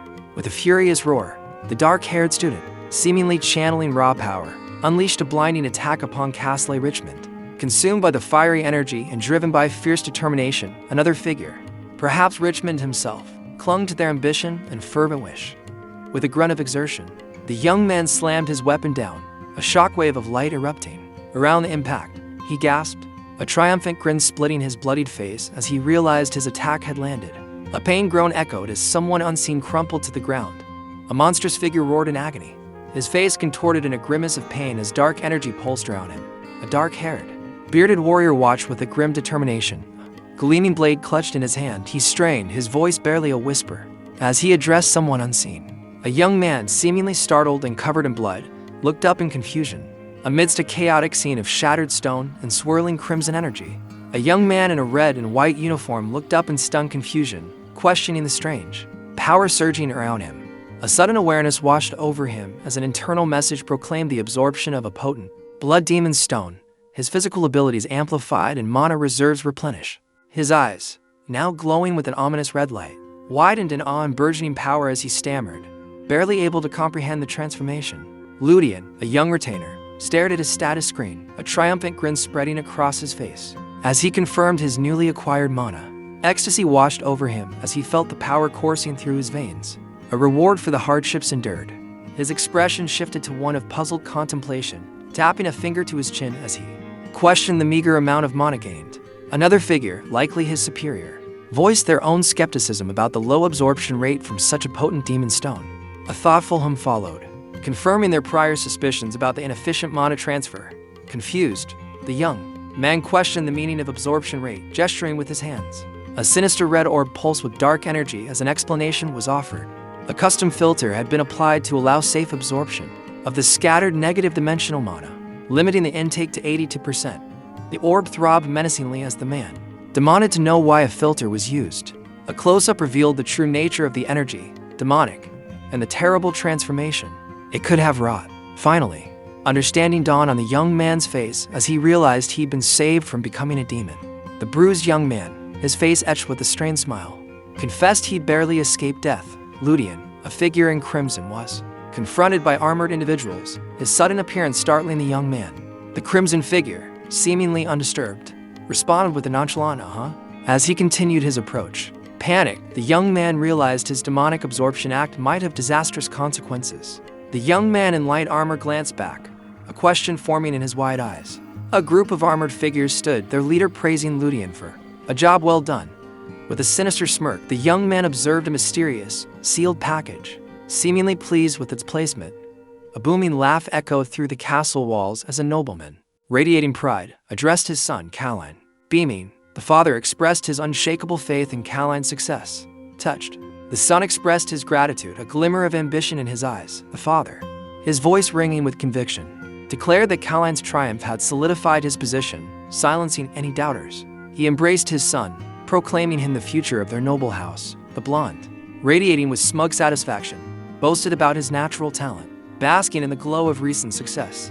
Two men, one bearded and jovial, the other younger and more reserved, congratulated him, eagerly anticipating the family's rise to power upon his inheritance. A hushed whisper acknowledged the shocking downfall of Count Yujo's house, a spectacle none expected to witness. An immense barge, laden with countless carts overflowing with treasures, revealed the incredible spoils of victory, a testament to the family's burgeoning wealth. Within a week, the Duke's house would dispatch an appraiser for the Holy Sword. Even if the Duke himself couldn't attend, a representative of significant stature would be sent. The blonde-haired young man, Caline, was instructed to make a lasting impression on the Duke's envoy. Caline eagerly agreed, a spark of ambition in his eyes. His father assured him that this expedition would spread his renown throughout the empire, especially with the Duke of Delphion's involvement. Lost in thought, Caline daydreamed of his impending fame, a smug grin spreading across his face. A hushed conversation revealed a secret. If the truth about Castle Richmond's ownership of the dungeon came out, Caline's fame would skyrocket. The bespectacled man seemed worried, fretting over the potential fallout of Caline's newfound celebrity. A cunning plan formed in the mind of another, a smirk playing on his lips. He reaffirmed his commitment to his role as Caline's retainer, hiding his true intentions. With a reassuring tone, he gave Caline his blessing to enter high society, a subtle manipulation at play. Finally, he acknowledged Ludian, the mustached man, with a knowing glance, suggesting shared secrets between them. Kneeling before a regal figure, the young man humbly accepted praise. The robed figure, impressed by his bravery against a death knight, declared him worthy of continued service. A hand clasped the young man's shoulder, a gesture of trust and a charge to protect another. Overwhelmed by the honor, the young man bowed his head, his mind already plotting his next escape. A young man, clutching a bag of coins, beams with an almost manic glee, proclaiming his loyalty to Caline. Overwhelmed by a generous bonus and paid vacation, he rejects any thought of leaving his current employment, his joy echoing in the room. A small, crowned, one-eyed creature, seemingly observing him, notes his happiness with a subtle, perhaps knowing, tone. A young man, clutching a pouch of coins, mused about the true nature of happiness. He confessed to a floating, crimson eye-like being that he believed other stolen goods would be of greater value to their master. The eye rebuked him, explaining that the mana-infused items were too risky to convert into cash, attracting unwanted attention from the Mage Tower sign. The young man conceded that he had followed orders, yet still regretted not taking everything. Finally, he placed a hand on a secured case, assuring the eye that the *real treasures were safe. A cunning student, watched by a floating, red, single-eyed creature, grinned. Holding a thick grimoire, realizing its immense worth, someone remarked on the Richmond School's prestigious past and the fortune their grimoires held. Another suggested securing the books for future funding, even if unusable presently. The first speaker agreed. Then, a more serious air descended as another individual, draped in shadowed light, pondered a mysterious knight's transformation into Castle's Death Knight. A detail missing from the source material. Sword St. Croix, the MC's ally, returned with daylight after a supposed visit to his family home. The circumstances of its retrieval shrouded in mystery. The narrative, already plunging into the Demon War arc, seemed to gloss over this detail, hinting at a deeper, untold story. A shadowy figure, cloaked and menacing, clutched daylight, a sense of betrayal hanging heavy in the air. The figure's sinister grin revealed a rot deeper than mere greed, suggesting a connection to the demonic forces. This looming threat confirmed the coming conflict. The demon race would be their first major enemy. A menacing, single-eyed creature radiated an aura of destructive intent, fixated on reclaiming a terminal, its greatest obstacle. A hand, presumably belonging to an unseen strategist, casually gestured as if brushing aside the immense threat, proposing to simply obliterate the obstacle. The scene shifted to a cloaked figure and a sharp-eyed man discussing the death of Castle and the inevitable reaction from the demons now forced into action. It was revealed that Castle had been undercover as the royal court mage of the neighboring Kingdom of Rowans. The man pondered the suspicious death of such a high-ranking individual, predicting a stir among the Rowans' demons. He then proposed a bold plan for the future, securing the demonic sword. The cloaked figure responded with intrigue, questioning the very nature of the demonic sword. A floating, disembodied red-eye questioned the effectiveness of a holy sword against demons. The young man in traditional garb patiently explained the difficulty of obtaining a holy sword, their divine aura acting as a beacon for demonic hordes. He gestured, highlighting the near-suicidal nature of such a quest. The scene shifted to a fortified structure under a dramatic sky. As the floating eye learned of a demonic sword, within the Isker region, a surge of crimson energy erupted as the prospect of acquiring this demonic blade promised to simplify their daunting task. A wicked-looking sword materialized amidst a crimson vortex of energy. A young man with sharp, predatory eyes and a cunning smirk gripped his new weapon, Diablo. The demonic sword, radiating an aura of dark power. Baron Village, a surprisingly large settlement for the Isker frontier, basked under a clear sky. The village chief, desperate and frantic, pleaded with someone named Ludian, a blonde-haired man, identified as the chief, clasped his hands together, begging Ludian with wide, fearful eyes. Ludian, a dark-haired young man, calmly stated his desire for rest, his face illuminated by a sudden, ominous glow, as if realizing the gravity of the situation unfolding around him. Ludian's expression shifted to one of shock and alarm, muttering that this wasn't part of the plan. A young man, seemingly annoyed, contemplated a vacation cut short by the need to retrieve Diablo. A lone figure, backpack slung over his shoulder, walked towards a village as a frantic villager rushed out to greet him. Initially assuming a village crisis, the traveler was soon met with a desperate plea about impending tax collectors. The distressed villager, tears streaming down his face, begged Ludian for help, his voice filled with panic over the news of the tax collector's imminent arrival. A frantic man, clutching scattered tax documents, clung desperately to another, lamenting their impending doom due to mismatched numbers and disorganized paperwork. The second man, seemingly unfazed, suggested he simply endure the scolding. The distressed man, close to tears, revealed the true fear, not the scolding itself, but the accompanying physical punishment and hefty fines. He pleaded with the other, reminding him of his intelligence and past employment with the Count to fix the mess. The calmer man retorted with a hint of annoyance, reminding the frantic one of his offer to teach him literacy, which was apparently declined as too hard. Finally, exasperated, the man facing potential punishment proposed hiring a scribe with village funds, a solution quickly dismissed by the other as too expensive. With a sharp "Hey, you," accompanied by a piercing stare, he abruptly shifted his focus elsewhere, leaving the fate of the documents unresolved. A grateful young man shook the village elder's hand, accepting his begrudging generosity. The elder, beaming with pride, declared the young man the village's greatest treasure. Meanwhile, the object of their affections thought ruefully about his quest for relaxation. The elder, radiating enthusiasm, announced the evening's feast of freshly caught beef. Intrigued, the younger man's eyes lit up at the promise of such a meal. Alone at his desk, the young man reflected on his arrival with nothing and his subsequent survival thanks to the kindness of the village chief. With a thoughtful frown, he noted a puzzling lack of discrepancy in his current task. A knight diligently scribbled, surprised by his unyielding stamina, fueled by surging mana.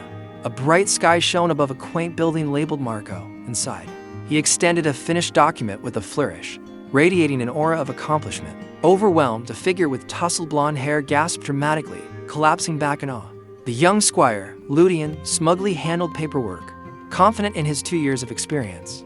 His superior instructed him to visit Rebecca the following morning. Ludian reacted with surprised confusion at the mention of Rebecca's name.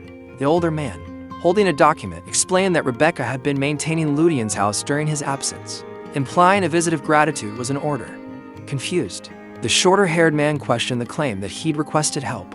The taller man, holding a tax document, explained that she insisted on managing the property in his absence, commuting daily. Incredulous, the blonde-haired man pointed out the absurdity of her managing an empty house, especially after causing 3 villagers to fall head over heels.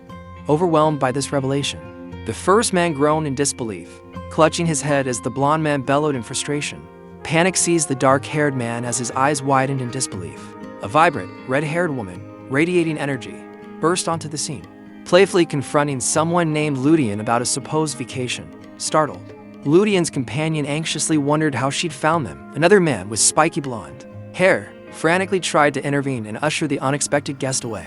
Explaining Ludian's fatigue, a ginger-haired woman playfully kicked a man's leg. Apologizing to her chief, 2 men, seemingly alerted, looked towards the commotion with concern and surprise. The woman, her face flushed, pouted playfully at the man she'd kicked, chiding him for his reaction after a long absence. The man stammered an apology. Her full name, Rebecca von Bloodrain, was dramatically revealed. Rebecca, a captivating presence, playfully teased the man, suggesting they have some fun now that she's returned. The narrator observed Rebecca's vibrant charm, far too dazzling for such a small town. The popular girl, showered with confessions and noble suitors, effortlessly charmed yet another admirer. Her guardian's watchful presence hinted at a dangerous undercurrent to her seemingly carefree life. A flustered young man, likely the object of the popular girl's affections, blushed as she embraced him, oblivious to another's wary gaze. The observer, sharp and cunning, inwardly wrestled with the implications of rejecting such a beauty. Fearing deadly consequences, with a sly smirk, he confessed his ulterior motives for leaving his village, revealing that the beautiful girl played a significant role in his decision.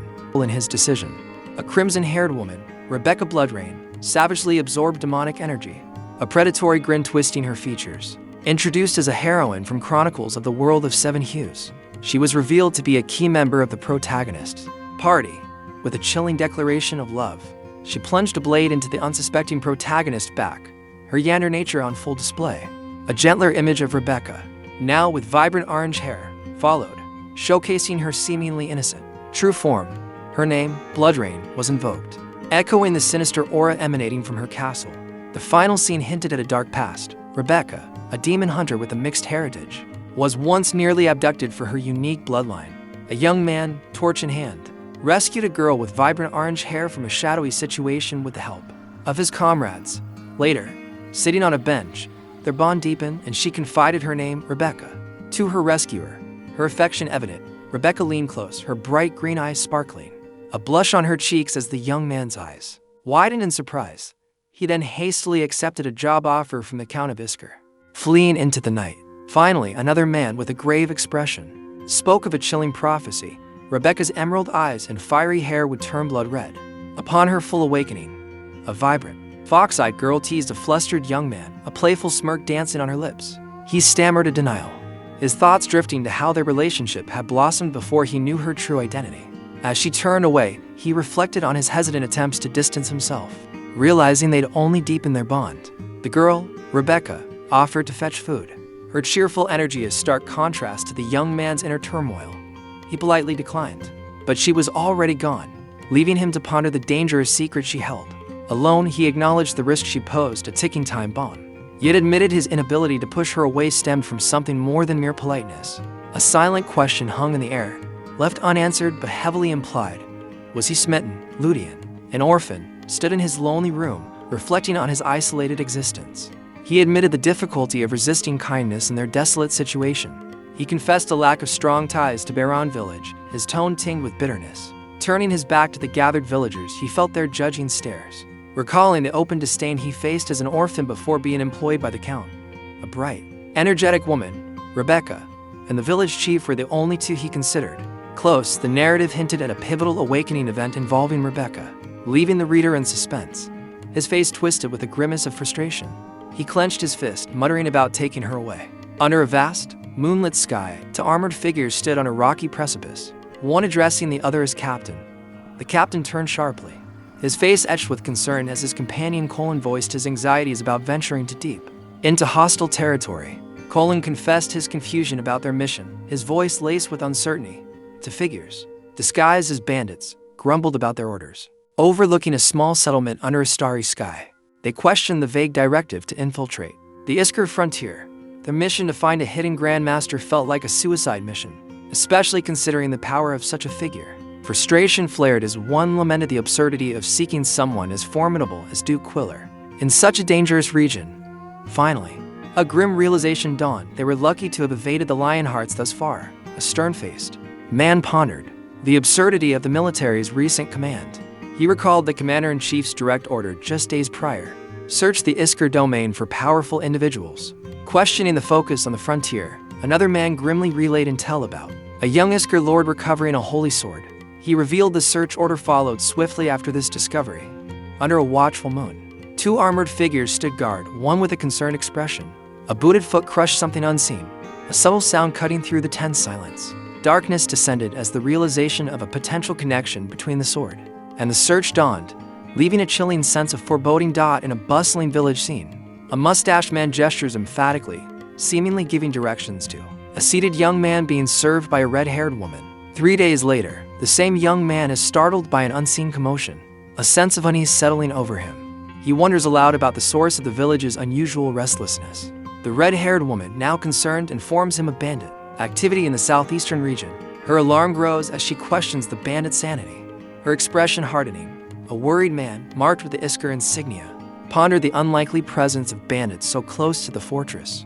He mused that such lawlessness might be expected in remote, poorly governed regions, but not in a key border zone like this one, where patrols usually dealt swiftly with such threats. Two figures in distinct red coats, their backs adorned with long tails, strode through a village street, spears held high, observed by the concerned man.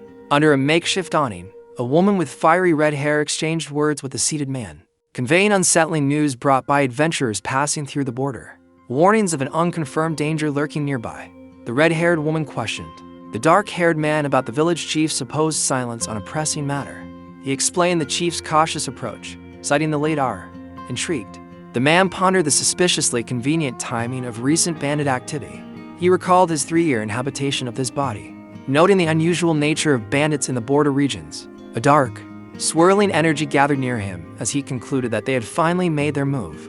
2 days later, near the Isker border, a figure, cloaked in red, confirmed their arrival at a mysterious location. The lone traveler, now revealed as a young man, approached an ancient, crumbling archway, his footsteps echoing in the stillness. Confidently, he mused on the simplicity of finding the hidden place. Recalling its easy-to-find description, he reflected on the absence of elaborate entry requirements, contrasting his straightforward arrival with the more arduous, stereotypical quest of gathering scattered key fragments or waiting for a celestial event. A floating, crimson eye observed the young man, commenting that the hidden location was relatively unremarkable compared to other things. The man, with a knowing smirk, explained that while the place was concealed, it wasn't impossible to find, implying a deliberate choice. The eye, seemingly curious, questioned such a place remained undiscovered for so long.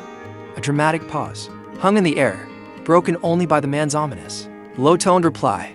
Death had claimed all who knew the secret. A magnificent, glowing sword embedded in a dark, rocky peak pulsed with power, hinting at the devastating truth behind his words. A vibrant streak of the demon sword Diablo, a relic from a time before civilization, pulsed with a sinister, purple energy. The chained form of a monstrous being writhing within. It was said to rival even the holy sword Grandia in power, a weapon of the gods, despite its might. The cursed blade lay unguarded in a desolate cave, tempting fate. The reason for its abandonment became clear. Anyone foolish enough to grasp its hilt would be erased from existence, leaving no trace, not even the whisper of their demise. A figure, shrouded in shadow, reached out a hand towards the forbidden steel, seemingly oblivious to, or perhaps defiant of the terrifying consequences. A determined young man mused about the immense power he could wield if he mastered a certain artifact, enough to reshape the very fabric of reality. He questioned a floating, red eye-like orb about Adi's protective capabilities against a demonic sword's curse. Surprised by the orb's nonchalant confidence, the man inquired about its lack of concern. The orb confirmed the sword belonged to a demon king from the Celestial War, a conflict it hadn't participated in but knew the power of those involved. The orb explained that while it couldn't be certain until it saw the sword, considering its weakened, sealed state, it believed it could protect its master. The young man pondered the ancient origins of the artifact, awe and apprehension swirling in his gaze. A lone figure contemplates a menacing red entity, musing about a celestial war in a sealing site dating back millennia. He speculates that the Adoran civilization could be even older than previously thought. His gaze fixed on the pulsing red mass, identifying the location with a determined look. He approaches the ominously glowing entity. Reaching out to a simple, undecorated blade, he explains its unassuming appearance is precisely why he selected it. Finally, his hand gently grasped the hilt of the demon's sword Diablo, a quiet reverence preceding an impending confrontation. With a reckless grin and a determined "here goes nothing," the young man gripped his glowing sword.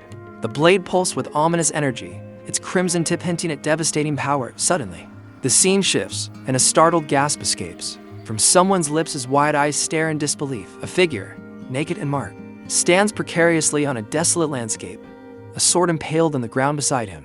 Darkness then engulfs the scene, swirling and consuming everything in its path. The disoriented young man awoke, naked and paralyzed, his mind foggy and alarmed at the disappearance of his clothes. A concerned, crimson-eyed entity hovered nearby, its worried expression a stark contrast to the man's bewildered panic. As the man, regaining some control, questioned his state and the odd creature's gaze, it revealed it had cleansed his mind of a corrupting influence, a process lasting mere minutes. He pondered this mental intrusion, realizing the ominous curse within his sword. The curse of demonification was far more sinister. Finally, the true danger of the blade was unveiled. Inheriting its power meant sharing the consciousness of the primordial demon king himself. A knight stood defiant against a looming demonic presence, transforming into a terrifying demon king, the living incarnation of Diablo. The immense power of Diablo was too much for any mortal to bear, their bodies crumbling under its strain. However, one man wielding a powerful sword revealed he'd evaded the curse thanks to Adi, able to hold the blade where others failed. Satisfied with his current strength, he declared it more than sufficient. Even if the curse limited his full potential, the sword Diablo pulsed with dark energy, its power far surpassing ordinary magical weapons. Exhaling with satisfaction, the man prepared for battle. Suddenly alert, he turned his head sharply, sensing something amiss. A mysterious figure pondered if the human before him was the first in millennia. Fearing they were doomed like countless others, frustration boiled over as another attempt seemed to fail, a muttered curse echoing the sentiment. Suddenly, a shocked gasp broke the silence as the human defied expectations, gripping a cursed sword. Bored and longing for freedom, a trapped entity lamented their imprisonment, cursing the archangel Uriel. The entity vowed to offer full support to anyone who could withstand the sword's curse. A flicker of hope against the impossible despair crept in as the entity doubted even a dragon lord could endure it, let alone a mere human. Boredom threatened to consume the trapped being as the prophecy's time drew near. A strange, red-eyed creature urged the struggling human on, desperate for them to resist the curse. With newfound determination, the human clung to the sword, refusing to yield. A single word, hey, hung in the air, promising a shift in the stalemate. A shadowy figure loomed, offering cryptic encouragement to someone unseen. The figure, revealed to be a stern-faced individual, hushed the sounds of struggle. A powerful blow landed, sending the victim reeling. Landing on his feet, the now shirtless man, remarkably unscathed, surprised his attacker. Clutching the star-emblazoned sword, the dark figure marveled at their opponent's resilience, questioning their own perception of time, reassuring the concerned attacker. The resilient man confirmed his well-being twice, utterly bewildered. The dark figure could scarcely believe what they were witnessing. Two winged figures boasted of a curse so potent, not even gods could withstand it. A young man, observing another, speculated on the subject's resistance to the demonic influence. Puzzled, he dismissed the idea of the man overcoming the curse due to the lack of a power surge. Suddenly, it dawned on him. The man must have been immune all along. A booming voice declared the young man worthy, a colossal, shadowy figure descending from above. The shadowy being, identifying itself as Diablo, the sealed primordial demon king, offered a blood pact, promising immense power to ravage the world, without any cost. A cunning grin spread across the man's face as he considered the unprecedented offer of immense power. A challenging voice cut through his thoughts, accusing him of hiding a crucial detail. Gripping his sword, the man tried to maintain a confident smirk, but a flicker of uncertainty betrayed him. The shadowed figure pressed further, revealing the ominous truth about the contract's expiration upon the arrival of the mythic age. Stunned, the man stammered in disbelief, questioning the figure's knowledge. The figure calmly revealed the offer's source, the sealed demon king Diablo, whose contract would dissolve upon his release. A flashback depicted Diablo, masked and sinister, standing beside a woman with long, orange hair. Illustrating his past betrayal of Sword Saint Crocs, a demonic presence loomed, its red eyes burning as a figure wielding a glowing sword challenged. Its nature, the enigmatic being, smirking confidently, dismissed the question of his identity and instead proposed a wager. He challenged the swordsman to dominate him with every ounce of strength, promising servitude if he succeeded. The stakes heightened as he declared that failure would bind the swordsman to him for a century, dedicating all strength and wisdom, even if a mythical age dawned and freed him from his current form. A sinister laugh erupted, echoing the wager's dark implications. A powerful being, shrouded in darkness, condemned a defiant figure, their words laced with disdain for the human's perceived arrogance. The challenged one, seemingly unfazed, accepted a 100-year term, a mere blink after 10,000.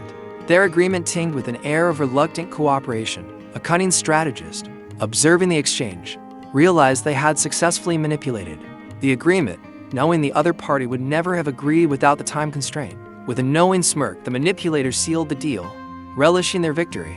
A defiant figure, gripped by a dark power, struggles against control, their rage echoing in the word bastard. Challenged and underestimated, the figure, now seemingly possessed, fights back against the dominating force. Considering the risks and benefits of wielding a dangerous power, he contemplates the potential of Diablo's full strength.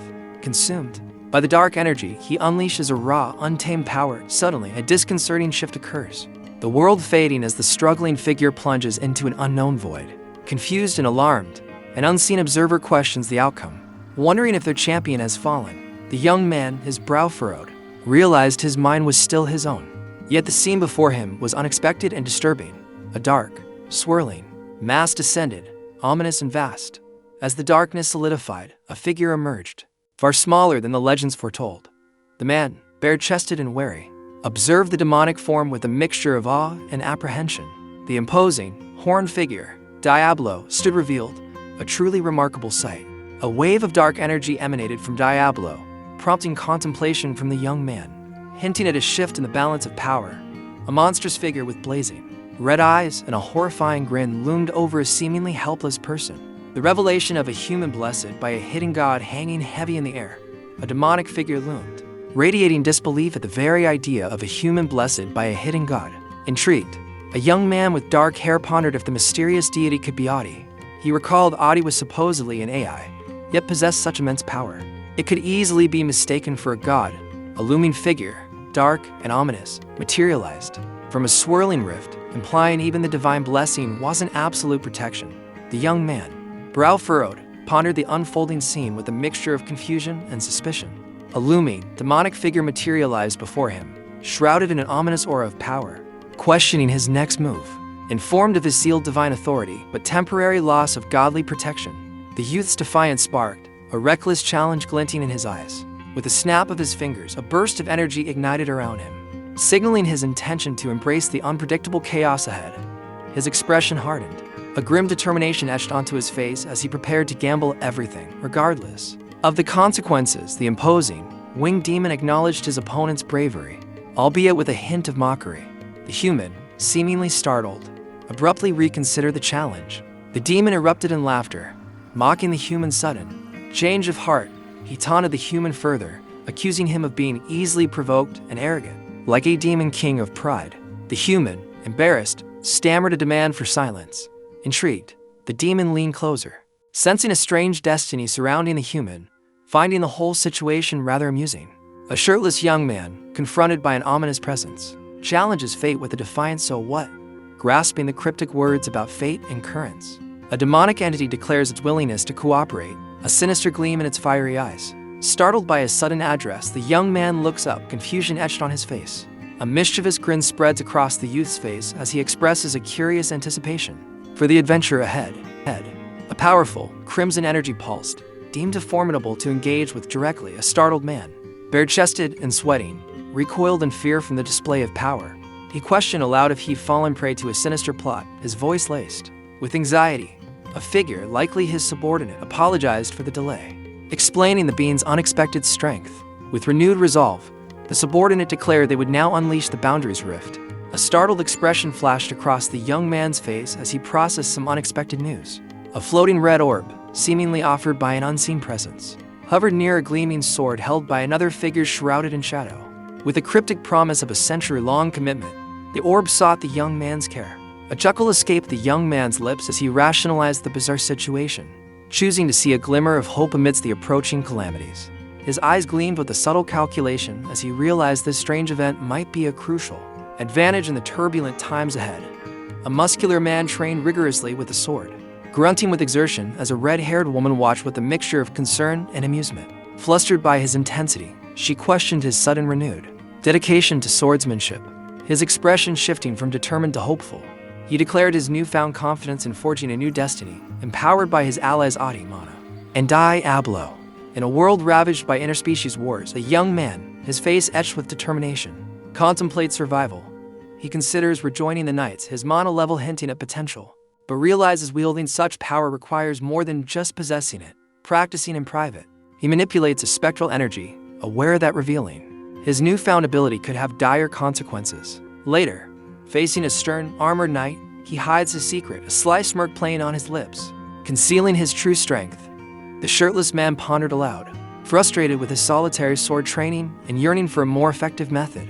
The vibrant, red-haired woman inquired about his plans with the village chief regarding the previous day's incident. He confirmed her suspicions, casually mentioning the bandits as a likely topic of discussion, while she playfully traced a scar on his arm. Stopping her abruptly, he demanded her attention with a serious tone. She beamed, reporting a lack of unusual activity as he grasped her hand tightly. He acknowledged the possibility of requesting external aid, but emphasized the importance of basic preparations regardless. He concluded with a hopeful, yet apprehensive wish for peace. The shirtless young man, sweat glistening on his skin, gave a confident smirk, sure of his ability to handle any situation. His eyes widened in sudden alarm, a flicker of disbelief crossing his features. A chilling thought struck him. Could this be a pivotal moment for the red-haired woman, Rebecca? Rebecca, with her crossed arms and glowing green eyes, radiated an unsettling power. He realized with dawning horror that his previous actions, though well-intentioned, had drastically altered the course of events. Haunted by the potential repercussions, he fretted over the devastating butterfly effect he might have unleashed. Noticing his distress, the red-haired woman, her face etched with concern, questioned him gently. A blonde girl, her face flushed with a playful innocence, tilted her head and asked if she had something on her face, her eyes sparkling. The scene shifted abruptly to a brutal act of violence. A crimson-haired woman plunging a decorated dagger into someone's chest, a chilling laugh escaping her lips, a sweat-beaded young man, his expression a mixture of fear and grim acceptance, denied seeing anything. Finally, rain lashed down, obscuring a shadowy figure amidst the trees, creating an ominous atmosphere through the downpour. A cloaked figure urged the blue-haired girl riding ahead to slow down. Lucilla, her face alight with excitement, informed her uncle of the discovery of the sacred sword Daylight lost for decades. He responded with a stoic reminder of their own strength, downplaying the importance of the artifact, despite his composed demeanor. A flicker of curiosity betrayed his true feelings. Under a stormy sky, a blue-haired woman brandished a gleaming sword Daylight, a divine relic, though not the sacred blade of the god of order. Another, with darker hair and a teal cloak, agreed with the assessment, the rain plastering their clothes to them as they trudged through the downpour. The first speaker lamented not assembling a proper team for the relic's recovery, despite the others' presence being a significant show of the Isker family's sincerity. Shielding his eyes from the relentless rain, the darker-haired companion wryly reflected on his current misery, blaming the blue-haired woman for sweet-talking him into this ill-fated two-person excursion under a torrential downpour. The figures hurried away from a weathered wooden sign, leaving behind a place-marked scar. The rain lashed against a towering structure, its sharp spire piercing the stormy sky. Amidst the chaos of the storm and frantic activity, someone barked orders to rebuild the palisade and sharpen the blades, questioning the effectiveness of a hastily constructed trap. A furious, sweat-drenched man berated someone, accusing them of incompetence and reckless endangerment. He then pointedly suggested they consult Rudian, a seasoned veteran, for guidance. The hooded figure, seemingly unfazed, listened stoically as the red-eyed orb hovered nearby. Challenged about taking orders from an orphan, the cloaked figure remained silent, his back to the accusers, a spear held by one of them visible over his shoulder. A concerned voice inquired about his well-being, breaking the tense silence. He calmly dismissed the insults, revealing a weary familiarity with such disdain. The hooded figure's face, contorted in a grimace, betrayed his denial. A sinister chuckle followed, laced with a twisted compliment about the other's anger. The cloaked one, radiating a dark aura, expressed displeasure at seeing his contractor humiliated. He toyed with a star-pommeled sword, suggesting a dark solution involving demonic energy.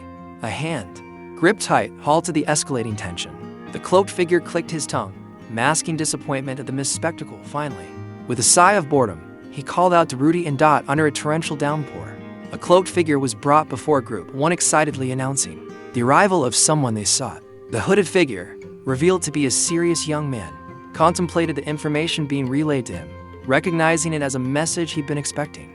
Formally greeting Lord Rudian of House Isker, the messenger bode, inside a warm cabin. Rudian, startled, confirmed the grim news of an attack on Consent Hill.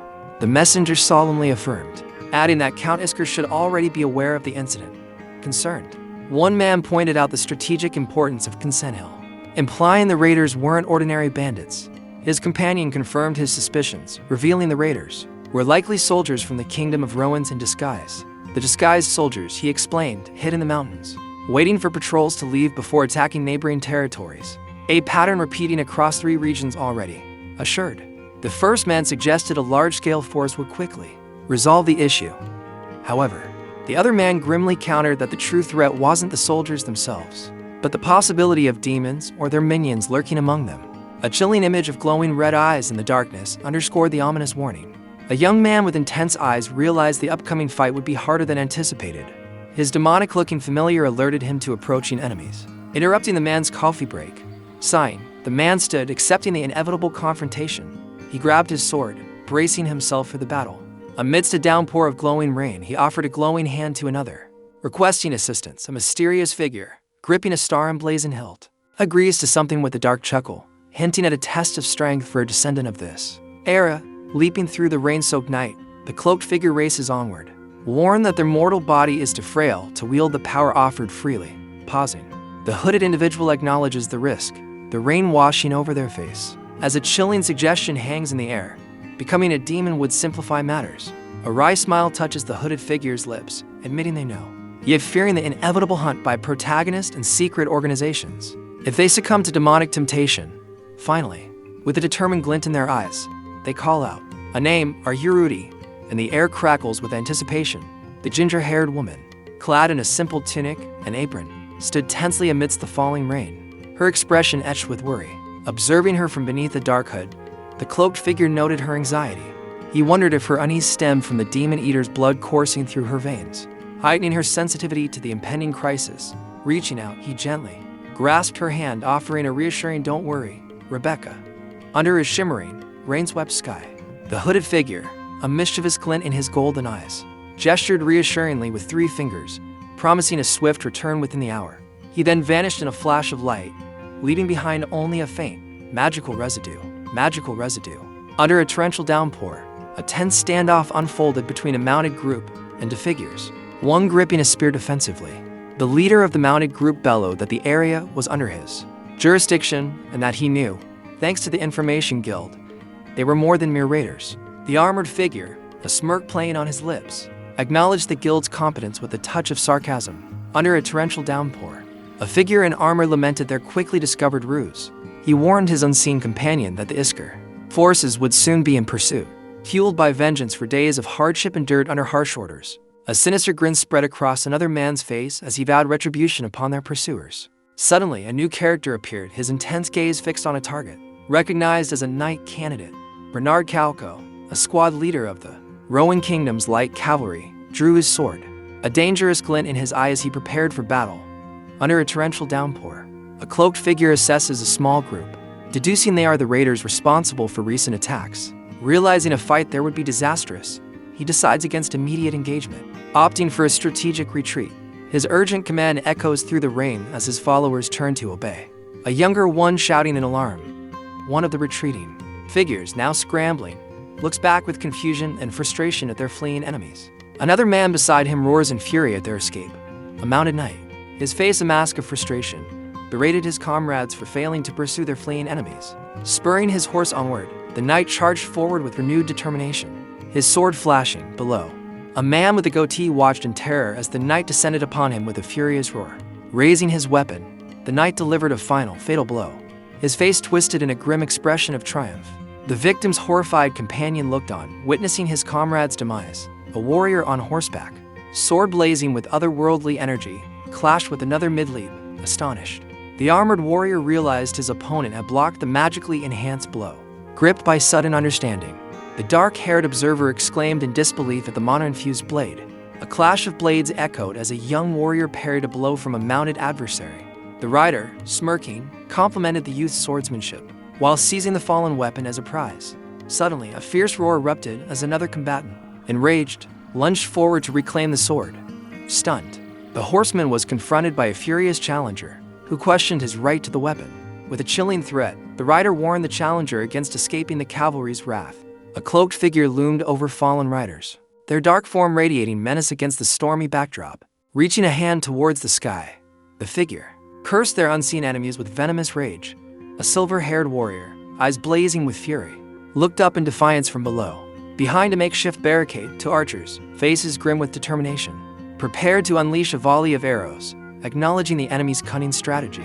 A sharp-eyed youth pointed accusingly, his expression smug as he mocked another's delayed realization. Scouts on horseback reported a deserted village, the eerie silence hinting at a preemptive evacuation. A bloodthirsty roar commanded an attack on the fleeing villagers, noting the sparse arrow fire.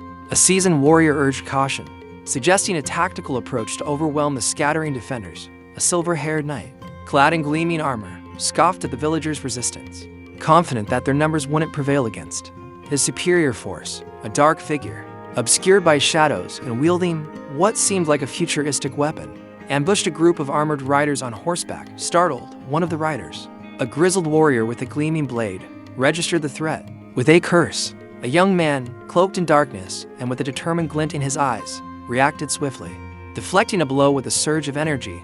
Under a torrential downpour, a young man with sharp, focused eyes skillfully wielded his sword. He parried the captain's blow with unexpected strength, shocking the onlookers. A frantic, blonde-haired man, sweat beading on his brow, barked orders to shoot the surprisingly adept swordsman. Someone else urged their comrades to lure the young swordsman deeper into their trap. With a clash of steel, the young warrior continued his fight, a flash of defiance in his eyes. Tension crackled as a soldier questioned his captain about their next move. Observing that their adversaries seemed well prepared, another soldier scoffed at the idea of waiting for backup, his impatience boiling over. With a furious roar, the captain ordered an immediate pursuit. Finally, under a torrential downpour, someone expressed concern for Ludian, unsure if he would be all right. Under a torrential downpour, a swordsman and his companion plotted their strategy, emphasizing the need to thin the enemy ranks using the terrain to their advantage. Challenged about his ability to hold out against the soldiers, the swordsman laughed off the concern, radiating newfound confidence. He vanished in a blur of motion, a spectral eye following him into the distorted, star-dusted void. The swordsman reappeared, a determined glint in his eye, and gripped his glowing sword, ready to face the chaotic world. Somewhere, hidden from the fight, someone watched, their breath catching in ragged gasps, gasping for breath. The ginger-haired girl struggled against an unseen force, her resolve wavering. She knew she had to leave, but feared interfering with someone named Ludian.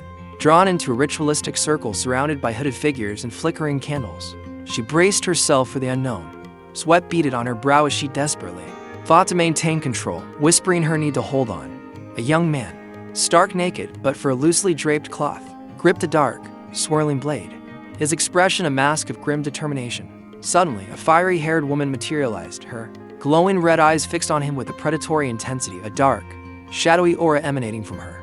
A guttural groan escaped her lips as her features twisted in a disturbing blend of pain and pleasure. Her hands clutching at her face, a primal hunger gnawed at the unseen being.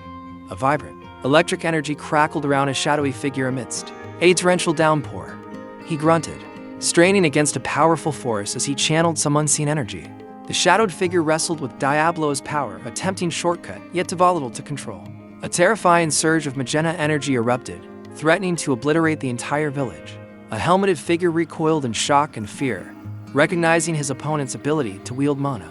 A surge of power erupted from the mana wielder, striking the armored figure with blinding force. Riders charged through the downpour, warned of a trap ahead.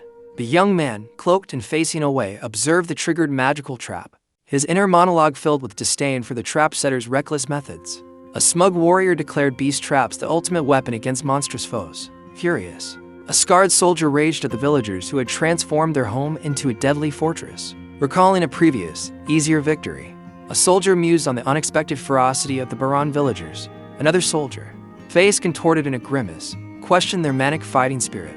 A fierce villager roared with pride, mocking the invaders' pathetic attempt to conquer Baron. A seasoned warrior, likely the village chief, boasted about Baron's high concentration of retired soldiers and the basic spear training of every resident, explaining their formidable defense. A formidable, scarred ex-centurion, Marco, lunged forward, his past prowess as a cavalryman evident in his aggressive stance. He sneered at his opponents, a group he clearly deemed beneath him. A young man, on horseback, called out a challenge, his voice echoing across the battlefield. With chilling calmness, the youth declared his intent to eliminate them all, a dark glint in his eyes. An older warrior watched the confrontation unfold, recognizing the deceptive youth's potential despite his age. Blades clashed, mana crackling in the air as the experienced warrior blocked the younger one's magically charged attack. The older warrior stared, impressed by the strength of someone so young. A scarred warrior, clad in gleaming armor, addressed a younger figure, surprised by their importance in early awakening of mana. The warrior offered to share a secret, his expression shifting to something darker and more knowing. The younger one, now wary, reacted with a silent question, unfurling a map. The armored figure pointed to a location, explaining it was the intended endpoint of a past mission. He revealed venturing beyond would lead them into the perilous heart of Isker, marking their current position as the furthest safe boundary. The armored figure revealed a sly grin, clarifying his rank as Cooper's unique commander, not captain, a distinction heavy with implication. A lone warrior, sword drawn, realized they faced a multi-pronged attack. A chilling chuckle confirmed the grim truth, their survival so far a credit to strategically placed traps. The weight of the situation pressed down on a concerned face as the prospect of another enemy unit spelled certain destruction. Doubt gnawed at him, whispering the desperate question of whether they could possibly hold out. To figures, weapons at the ready, awaited amidst the mounting tension. News of reinforcements from Isker's fortress offering a sliver of hope. Gripping his weapon, one pondered unleashing Diablo's power, a risky but potentially decisive move. Against a vibrant blue backdrop, a young man with determined eyes declares that the situation isn't dire yet. Urging focus on the immediate threat, he decides to prioritize the enemies before them. Someone frantically questions Bernard's actions. A silver-haired man, likely the captain, is addressed with urgent concern. Another young man, wielding swords, fights fiercely, cursing his predicament. A heavily armored figure, face contorted in a grimace, charges forward on horseback enveloped in a bluish aura. A character's eye, blazing with an ominous red glow, fixates on a distant figure. Recognizing him with a charged whisper, a status screen materializes, revealing the target's impressive combat stats and a chilling secret: he serves the Demon King. The unsettling revelation is punctuated by another character's horrified realization of the demon servant's true nature. Two figures react to the demonic presence, their faces etched with alarm and determination as a palpable tension fills the air. A powerful, imposing figure radiated an ominous aura, his very presence causing the ground to tremble as a young man with a sword watched warily. The young man cursed his luck, his mind racing as he realized his opponent had arrived alone. He nervously checked his stats, a holographic display revealing his combat power to be significantly lower than the intimidating figure before him. He pondered the meaning of the bracketed numbers in his stats, wondering if they represented the power boost granted by a vassal. The young man gulped, realizing his opponent's combat power was comparable to a formidable warrior named Derek. Doubts gnawed at him. How could he possibly face such a strong adversary, especially one who was merely an intermediate vassal? Recalling his extensive knowledge of the original story, he lamented the vast difference between reading about combat power and experiencing its terrifying reality. Defeated, a subordinate apologized to his commander for the loss of many men due to his incompetence. The commander, partially obscured but emanating authority, coldly dismissed the soldier as an incompetent fool. A desperate plea for forgiveness escaped the assailant's lips as a blade found its mark, crimson spraying through the air. A shocked face, eyes wide with disbelief, registered the sudden violence. Someone yelled a warning to the village chief, urging him to flee as a powerful, glowing force erupted. The blond man, gripped by fear and adrenaline, urged everyone to scatter, his voice strained with desperation. As chaos descended, he grappled with the terrifying realization that the enemy they faced was far beyond their CAPABILATIESA spectral giant loomed over fallen soldiers. A desperate plea for Ludian's survival echoing in the chaotic air. Riders charged through a storm of arcane energy, their faces etched with fear and determination. A cloaked figure confronted the riders, questioning their sudden, unexpected intervention. Turning sharply, the figure demanded an explanation for their interference. Suspecting a breach of protocol, a helmeted figure countered, shifting the blame back, suggesting a communication breakdown within the cloaked figure's own ranks. The armored man pressed further, emphasizing the intrusion into his territory. With a flash of steel and a fiery glare, the cloaked figure warned against underestimating his perception. The tension crackling between them, a hulking figure radiating power accused a cloaked individual of hypocrisy, sensing a familiar energy. The giant declared himself Alex Huma, vassal of the Demon King Iblis, demanding the other's name and allegiance. The cloaked figure, realizing he'd been mistaken for a fellow demon servant, cursed inwardly, gripping his uniquely marked sword. He pondered the faint demonic energy clinging to him, a remnant of his pact with Diablo. That led to the misunderstanding. The giant, sensing his observation, smirked, acknowledging the human's perceptiveness. A cunning glint appeared in the human's eye as he hatched a plan to buy time for the village chief and malicious escape. Ludian calmly stated his name to the armored figure looming over him. The armored interrogator questioned Ludian's lineage and allegiance, suspicious of the young man's presence. Ludian's confident smirk and words revealed his allegiance to Lord Asmodeus, a shocking revelation for the armored figure. The armored man was further taken aback, reeling at the mention of Asmodeus as a goddess, questioning the hierarchy of the demon world. Unfazed, Ludian met the armored man's incredulous rage with a knowing look, hinting at a deeper connection with his goddess. Ludian explained the reason for his unwavering loyalty to Asmodeus, suggesting her criteria for choosing vassals was not status but something far more intriguing. A sinister figure with dark hair and a chilling smile held a miniature man, her thoughts fixated on youth and beauty. A young man with glasses, seemingly in response, noted he hadn't received any specific instructions from her. Another man, possibly irritated, pointed out that the invasion of his land was her side's doing. A helmeted figure, looking vexed, mused that the information hadn't been relayed properly. comparing their ineffective reach to the established power of Erebus. The bespectacled man's eyes widened in sudden understanding, realizing the distance might be the reason for the delayed message. Someone else confidently affirmed that the letter definitely reached Viscount Belstead. The young man's expression shifted as he repeated the name, a hint of recognition dawning. Suddenly, realization struck him. The Viscount was a demon's lackey. His final thought solidified as he recalled the full name, Count Gus von Belstead, a powerful, armored figure now looming before him. A cloaked figure held a gleaming sword aloft, a subtle smirk playing on his lips. Someone recalled the now Viscount, once an insignificant extra, now a key player. The dark-haired man, radiating a chilling aura, mused that Castle Richmond's death had indeed ignited chaos. He revealed this was why such formidable power had been dispatched to this seemingly insignificant village. Challenged about his palpable killing intent, the dark-haired man dismissed it as mere preparation. He then taunted his armored opponent, questioning if such meager strength was all he possessed. The armored giant loomed, radiating anger at the perceived insult. From beneath the giant's shadow, the dark figure emanated a surge of unseen power. A condescending warrior, brimming with divine power, belittled his human opponent. Claiming absolute superiority, he gripped his ornate sword, a surge of vibrant energy erupting from it, acknowledging a difference in their power sources. Unfazed, the human, seemingly smaller and less powerful, braced for the onslaught, the violet energy swirling menacingly. Around him, the warrior revealed the power's time limit, a mere minute, with a cruel smirk, a warning hanging in the air. The human, eyes flashing with determination, confirmed his awareness of the risk. Crimson energy crackled around the warrior, a predatory gleam in his eyes as he prepared to test the human's loyalty to someone named Iblis. With a final, sinister flourish of power, he unleashed the full force of his attack, the scene exploding in a furious burst of magenta light. Amidst a flurry of motion and vibrant energy, a dark-haired figure lunged, their attack a blur of speed and power. A shocked gasp escaped the lips of their opponent as they realized the attack's true nature. The dark-haired figure's eyes flashed with determination as they observed the effect of their strike. A monstrous roar ripped through the air as another figure reacted to the escalating conflict. The dark-haired combatant, unfazed, met the new threat with a chilling smirk, clearly enjoying the chaos they had unleashed. A demonic-looking warrior stared in disbelief at his unhurling wound, a mixture of shock and fear contorting his face. A dark-haired young man with intense golden eyes watched the warriors struggle, a chillingly calm explanation escaping his lips. Diablo's blade doesn't just cut flesh, it severs the soul. He continued his exposition, revealing that Diablo, a top-tier demonic weapon, can inflict fatal wounds even upon immortals.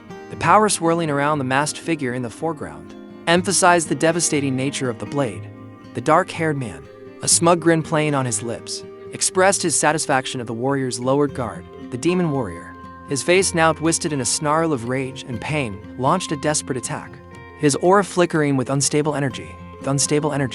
A surge of vibrant blue energy pulsed around a cloaked figure, clashing with a shadowy purple aura emanating from a dark-haired man. Alarmed, the cloaked figure realized their power was being drained, scoffing that such demonic energy was far beyond the petty gifts of a lust goddess. The dark-haired man, wielding a crimson blade, confirmed his superiority with a chilling smirk.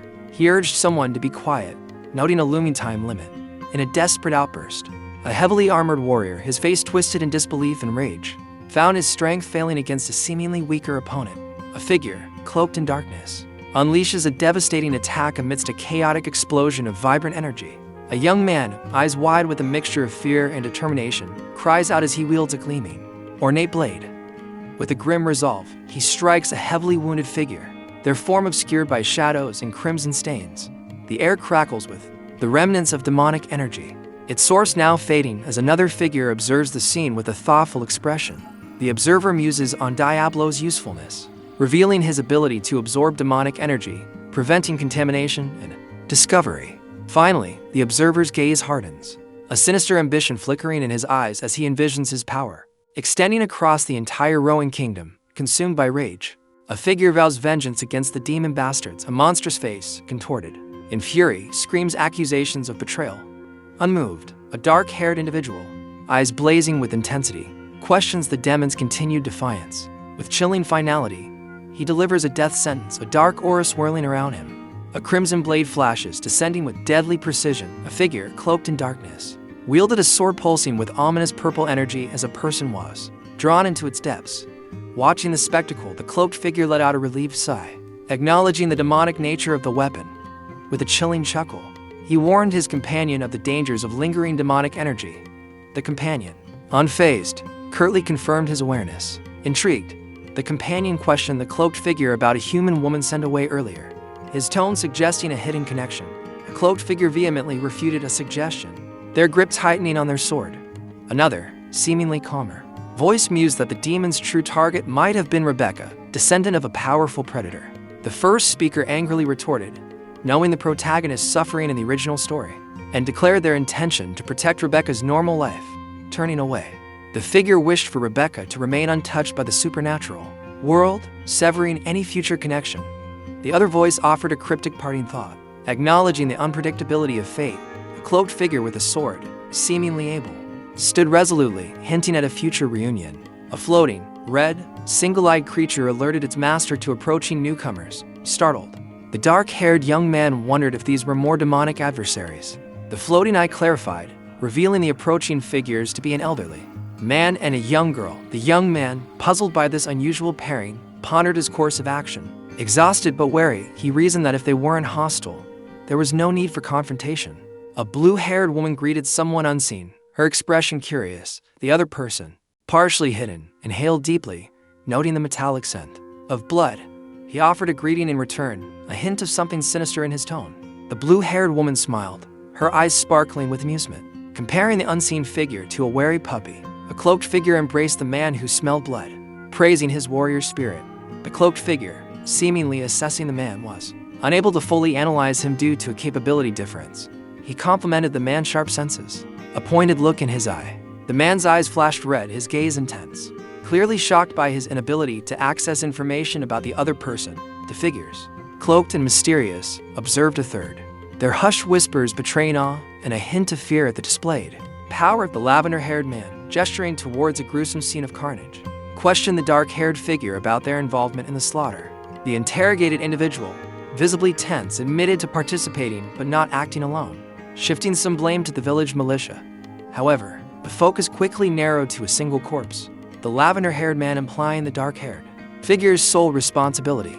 With a grim finality, the accused confirmed their deed, a dark shadow passing over their face. A seasoned warrior, amused, observed the youth before him, questioning his lineage and the reason for his companion's sudden interest. The blue-haired woman beside the older man remarked on her uncle's unusual fascination, to which he replied that the boy's skills were worth his attention, especially in such a remote area lacking proper training. The young man, startled, realized his mana had been detected simply from his appearance. He questioned the concept of mana, subtly hinting at his lack of formal education from the prestigious Maha Empire Academy. The older man confidently declared that he would have known if the youth was an academy student. Intrigued, the young man now wondered about the true identity of this perceptive stranger who seemed far more important than initially perceived. Clearly not a local noble, the purple-haired swordsman, Ludian, was asked his name. Pressed for a family name, he revealed he had none. The blue-haired woman and her companion were stunned to learn that a mono-awakened swordsman like Ludian was merely a squire. A dark-haired young man, revealed to be Caline von Isker's squire, smiled knowingly at the other's surprise. Aware of the unconventional way his master had acquired his mana, a young man, smug and self-satisfied, declared his heroic defense of his hometown, though his true motivation seemed to be protecting his possessions. He then casually mentioned his desire to test his newfound power. Relaxed and leaning back against a tree, the young man inquired about the identity of two newcomers. Noting their unfamiliar faces, he mused that, in his experience as a squire, outsiders were a common sight. With a laugh, the dark-haired man introduced himself as Marquis Keitel von Delfione, his companion, the blue-haired woman, adding that she was Luciella von Delfione. The young man's eyes widened in sudden recognition, realizing he stood before Keitel von Delfione, the Empire's renowned sword saint, the Mauryan Empire's top swordsman. Younger brother to the powerful Duke Delfione, stood poised, his sword gleaming. This influential figure, a former commander of the Royal Guard, was revealed to be the predecessor of the famed sword saint Crox. A flashback showed the former sword saint in action, a formidable warrior still active in the present era. The narrative shifted to Luciella, a steadfast ally of the protagonist and leader of the anti-demon front, whose marital status had previously disqualified her as a potential heroine. Despite her controversial appeal, the blue-haired girl found devoted admirers. She appeared remarkably young, almost childlike, belying any notion of marriage.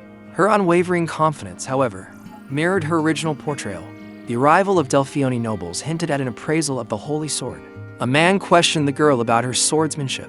Hesitantly, she began to answer, only to be interrupted by a panicked outburst. As the panicked person looms over her, the girl reveals a sly grin while explaining how a mercenary taught her the basics. Further honed by occasional training with knights, the purple-haired man pondered the identity of the swordsman's teacher, speculating about mercenaries and hidden identities. Intrigued, he expressed a strong desire to meet this mysterious mentor. The swordsman, taken aback, internally questioned how he could reveal his teacher's true, unusual nature.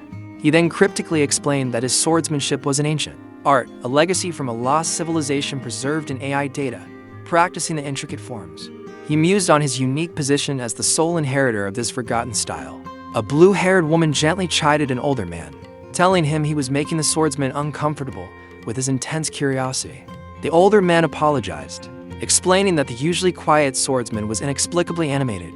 A noble youth apologized, surprising the onlooker, who mused on the rarity of such humility from aristocratic children. Brushing off the apology, the recipient, a dark-haired young man, suggested they begin cleaning the ravaged village. The blue-haired girl, Luciella, energetically agreed and jumped into action, earning a grudging acceptance from another, seemingly less enthusiastic, companion. Observing her, the dark-haired youth inwardly acknowledged Luciella's appeal and popularity within the original story. He affirmed her heroic qualities with a subtle gesture, a knowing smirk playing on his lips. A sudden shift in tone followed, marked by a pregnant, however. Orders were barked to prepare a banquet and ensure the security of the marquis and the young lady, hinting at a hidden agenda beneath the surface of courtesy.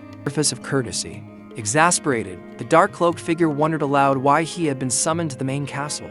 He buried his face in his hands, lamenting the interruption to his vacation and his unwillingness to be drawn into further complexities. He questioned his involvement, a mere squire, in the appraisal of the holy sword. Taking his leave, a farewell echoed through the castle halls as a trio of figures, one radiating a brilliant light, acknowledged Ludian's hard work. Ludian, head bowed, seemed to shrink under the weight of the implied responsibility. A young man lay back, pondering Rebecca's health and her concerning nervousness. He found himself dragged away from the village, a consequence of Rebecca refusing care. Though he half-heartedly admitted avoiding repair duty was a welcome side effect. Suddenly, a chilling realization struck him, the familiar scent of blood he noticed upon first meeting Marquis Keitel and Luciella was the distinct aroma of the demon's special forces. He marveled darkly at the sheer power of the duo, who had single-handedly decimated over 500 elite soldiers, driven by the need for greater strength. The young man with the curious red-orbed companion decided he must grow stronger to face the looming risks. He realized that mastering his Diablo skill required reaching a higher level of proficiency. Instead of wandering as a mercenary, he clenched his fist, resolving to join the Knight Order's training to hone his abilities. From a secluded vantage point, he observed a lively banquet in full swing below, the sounds of laughter and chatter carrying up to him, signaling the successful resolution of a recent crisis. A satisfied smirk played on his lips as he mused that while hell might break loose in 5 years, he hoped they could enjoy peace until then. Alerted by his servant, young man in casual wear looks up in surprise. Two figures, a blonde nobleman and his dark-haired companion, enter. The nobleman questioning the relaxed youth about his absence from a banquet, feigning innocence. The young man stretches casually, explaining his supposed low status as the reason for not attending. The nobleman scoffs, reminding the youth of his duties as a squire. With a forced, insincere apology, the squire inwardly bemoans his interrupted vacation. A young man, seemingly a nobleman, realized his assumptions were incorrect as he spoke with a blonde companion and a dark-haired figure with a sword. Ludian, addressed directly, learned of his recent accomplishments, acclaim, feigning modest surprise. He questioned how the news traveled so fast, his brow furrowing with suspicion. His thoughts raced, realizing the unusual speed meant a direct report to the Count.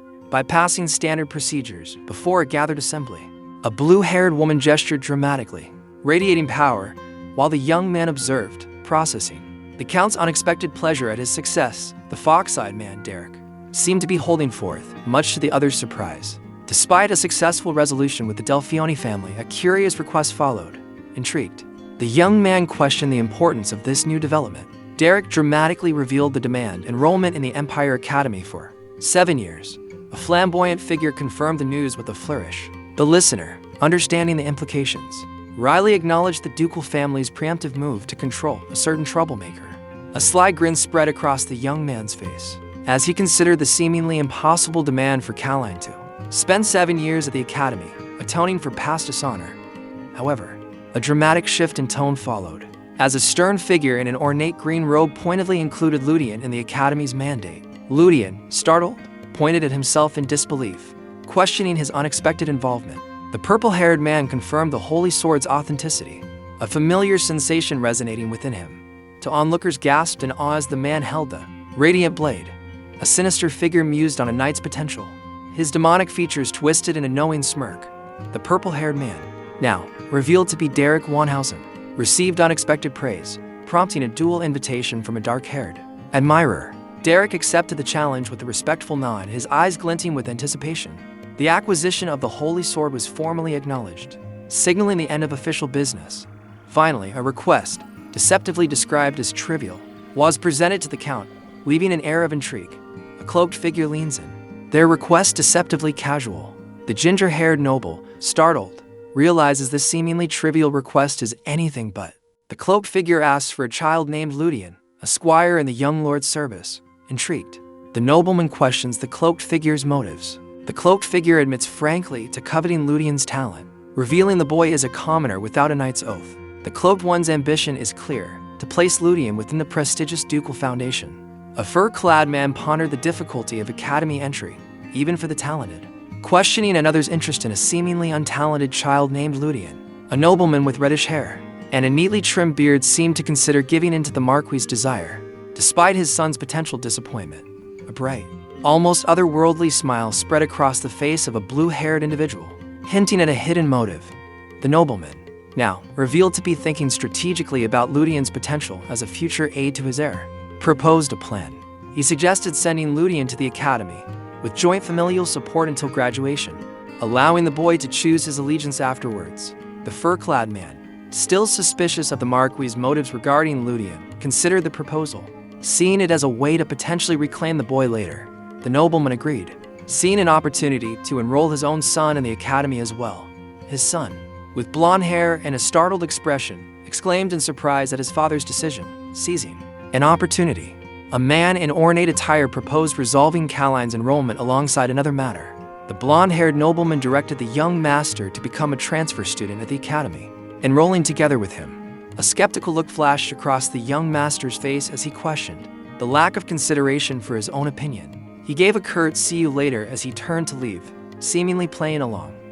Watching him depart, one of the noblemen smiled knowingly, wondering if this had been the young master's plan all along.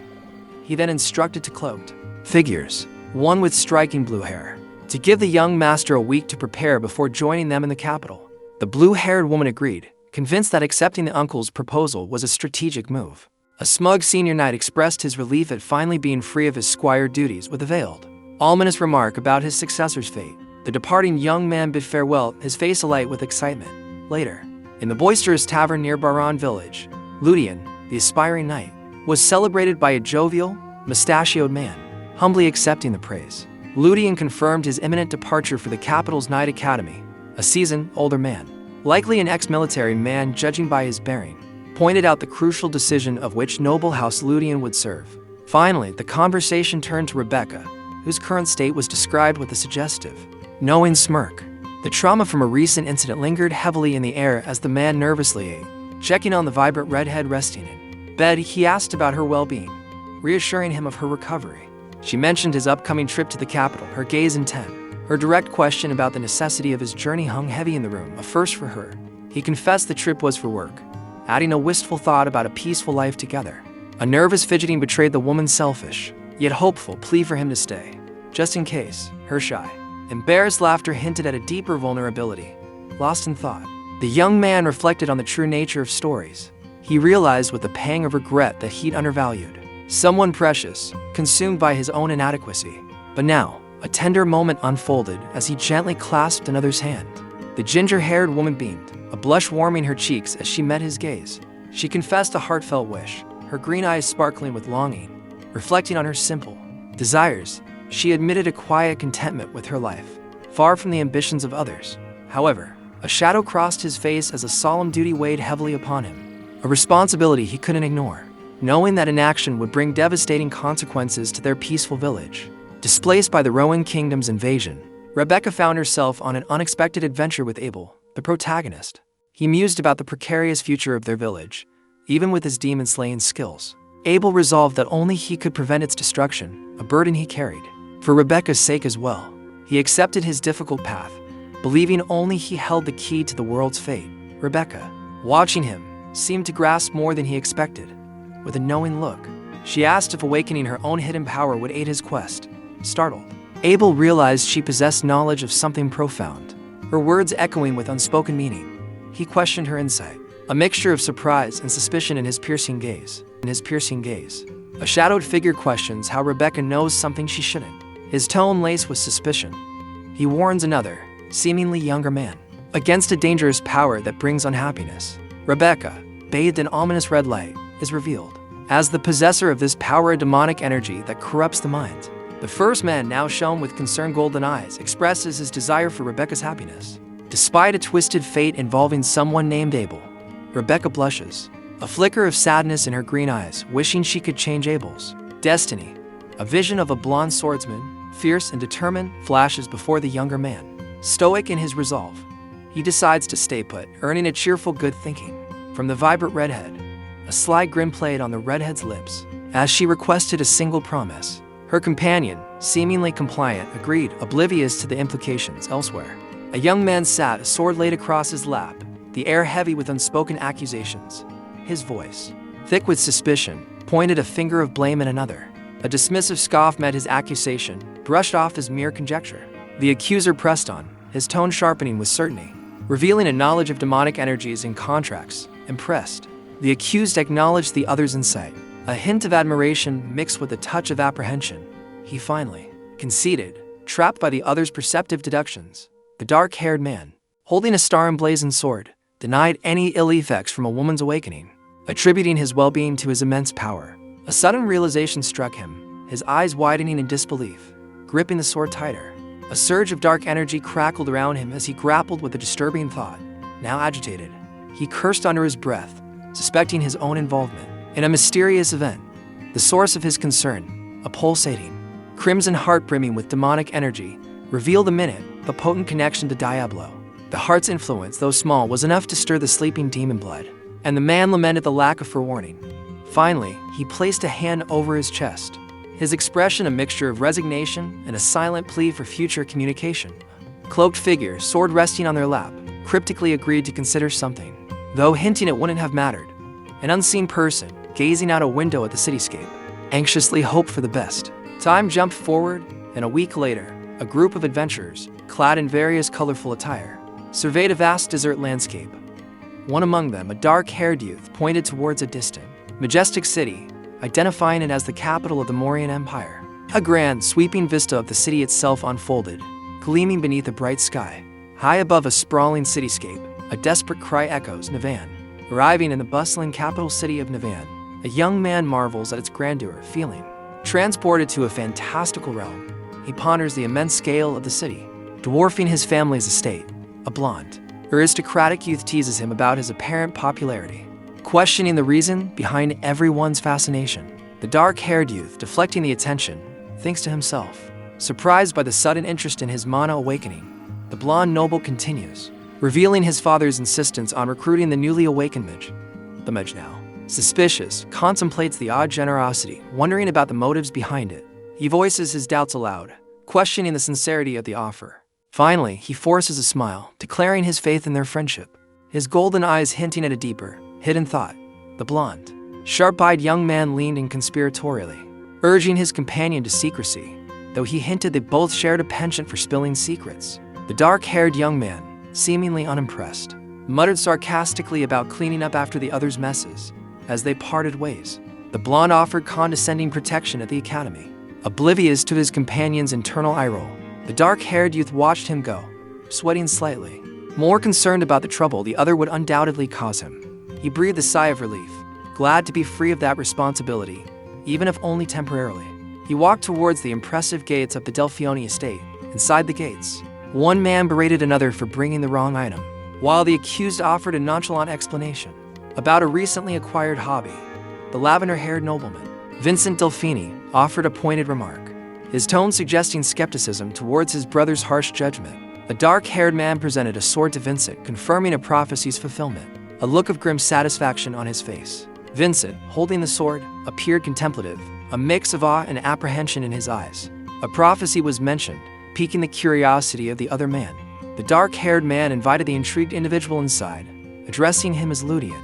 Observing a white-haired figure, the dark-haired man noted their intense focus on someone, a subtle smirk playing on his lips. He then invited Ludian for a private conversation, his tone implying something important. Ludian, startled by the unexpected invitation, reacted with visible surprise and confusion. A regal figure commended a group for their arduous journey and retrieval of a holy sword. Another, with purple hair, observed with a knowing look, hinting that the meeting was more than just a casual gathering.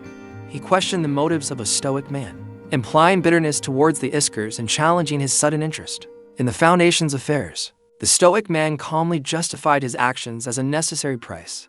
The purple-haired man pressed further, curious about the newcomer brought along. The regal figure, addressing the newcomer as Ludian, acknowledged him respectfully. With a pointed finger, he noted Ludian's participation in a dungeon raid, following Isker's leadership style.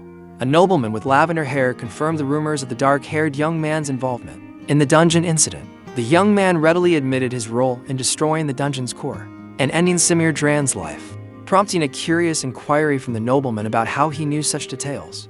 Pressing for more, the nobleman demanded every word spoken by Simir Dran during their final confrontation. Visibly hesitant, the young man feigned ignorance, claiming Simir Dran had merely stolen something. A flashback revealed a tense encounter between the young man and a monstrous Simir Dran. His hand outstretched in a gesture of power, the nobleman's face, a mask of suspicion and intrigue. Watched the young man carefully. An ominous image of Simir Dran materialized behind the young man, his demonic features twisted in a sinister grin. The nobleman, his expression unreadable, continued to question the young man amidst a group in what seemed like a meeting room. The young man, though outwardly calm, betrayed inner turmoil, his memory seemingly wrestling with a dark secret. A shadowy figure with piercing golden eyes observes someone oblivious to impending doom. The observer reveals that before this unknown person vanished, their last word was master. Shocked, a silver-haired man reacts to this revelation. Another man, possibly his brother, explains that daylight, a holy sword, is connected to their predecessor's atonement. He gravely notes that destiny is catching up with them. The silver-haired man questions him, but he dismisses the concern, thanking the other for indulging his curiosity. Finally, at Mock Imperial Academy, a new student with a pack arrives, escorted by someone whose personal presence marks an unusual level of importance. A man greeted the headmaster, Viscount Roses Benevolent, recalling their last meeting at the Crown Prince's birthday banquet. Roses, a renowned war hero from 30 years prior, was revealed to have another identity, Ludian, uncovered in Isker territory. The fox-eyed man suggested the recovery of the holy sword came with an unexpected, useful bonus. Ludian himself, intrigued, someone questioned if Ludian's talents were beyond exceptional, bordering on genius. The headmaster pondered, acknowledging the possibility that Ludian's prowess rivaled that of Crooks. A sharp-eyed individual elaborated on Crooks' legendary abilities, the only one besides the protagonist capable of fighting gods with a sword. The realization of Ludian's potential being comparable to Crooks struck the young man, his face etched with worried sweat, realizing such power could be a disaster rather than a blessing. A purple-haired man assured someone that extensive testing wasn't necessary, as time would reveal all they needed to know about the commoner. Requesting discreet observation, the setting shifted to the Mock Imperial Academy dormitory, where a stunned young man with a traveling pack gaped at the luxurious private room, comparing it favorably to someone named Callens. The purple-haired man reappeared, confirming this opulent space as the newcomer's accommodation for the next 7 years, inquiring if he approved. Intrigued, the young man expressed his gratitude but questioned the lavish treatment. He then revealed having reviewed the Delfioni Foundation contract, noting a joint sponsorship with the Isker family, his voice laced with a hint of suspicion. A sharply dressed, purple-haired man assures a younger man with a pack that there's no pressure or obligation attached to his offer. The younger man, skeptical, points out the exorbitant sum involved for a supposed charity project and the lack of safeguards in the contract. The older man, amused, reveals a wager he made with the Count, which prestigious knightly order the young man will join after graduating from the academy. With a theatrical flourish, he presents the two options, Lion Hearts or Glory Knights. Confused, the recipient questions the point of this strange bet. The purple-haired man explains this is precisely why the contract carries no obligations, further adding to the mystery. In a final twist, the young man reveals a cunning smirk, declaring the academy merely a stepping stone, suggesting his ambitions lie elsewhere entirely. A man in blue, seemingly poised to leave, hinted at a calculated choice, his eyes gleaming with anticipation. The fox-eyed man, now in a different setting, smirked, his expression hinting at secret gains.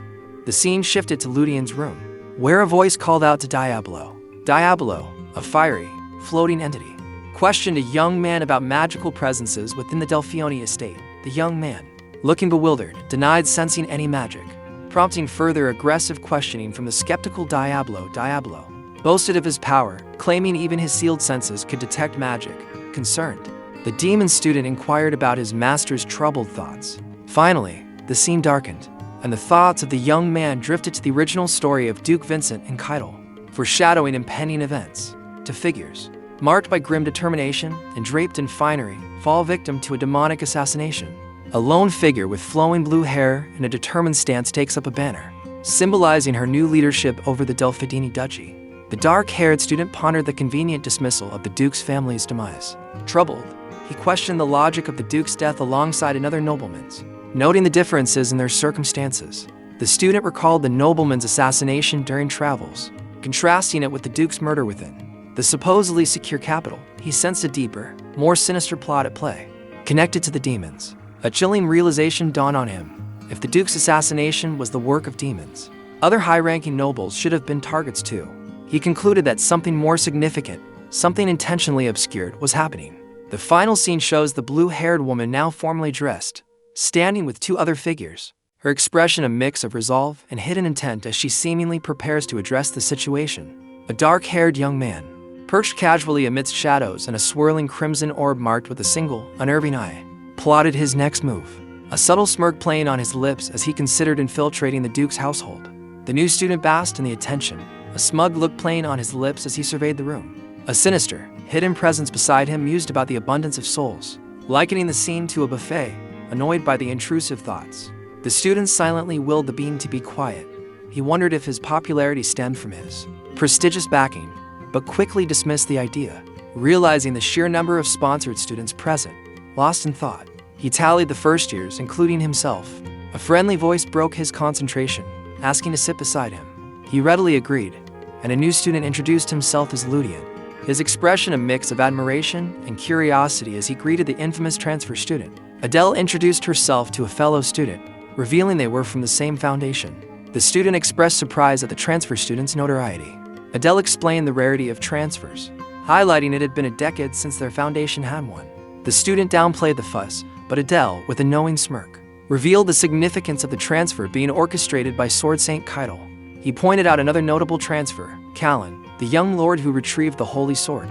Also garnering considerable attention, the student acknowledged Kalane's presence in the same department, but dismissed any interest in meeting him. Finally, the student's true motive for initiating the conversation was hinted at, leaving a cliffhanger.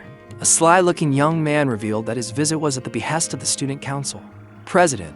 Upon learning the president was Princess Lucilla, the other person reacted with surprise. The first man, now acting as a guide, explained the academy's tradition of assisting newcomers. He suggested that, as aspiring knights, a more fitting introduction for the new student would be a conversation of the body. The guide gave a predatory grin, implying something other than a friendly chat, while his words assured the newcomer that everyone was nice.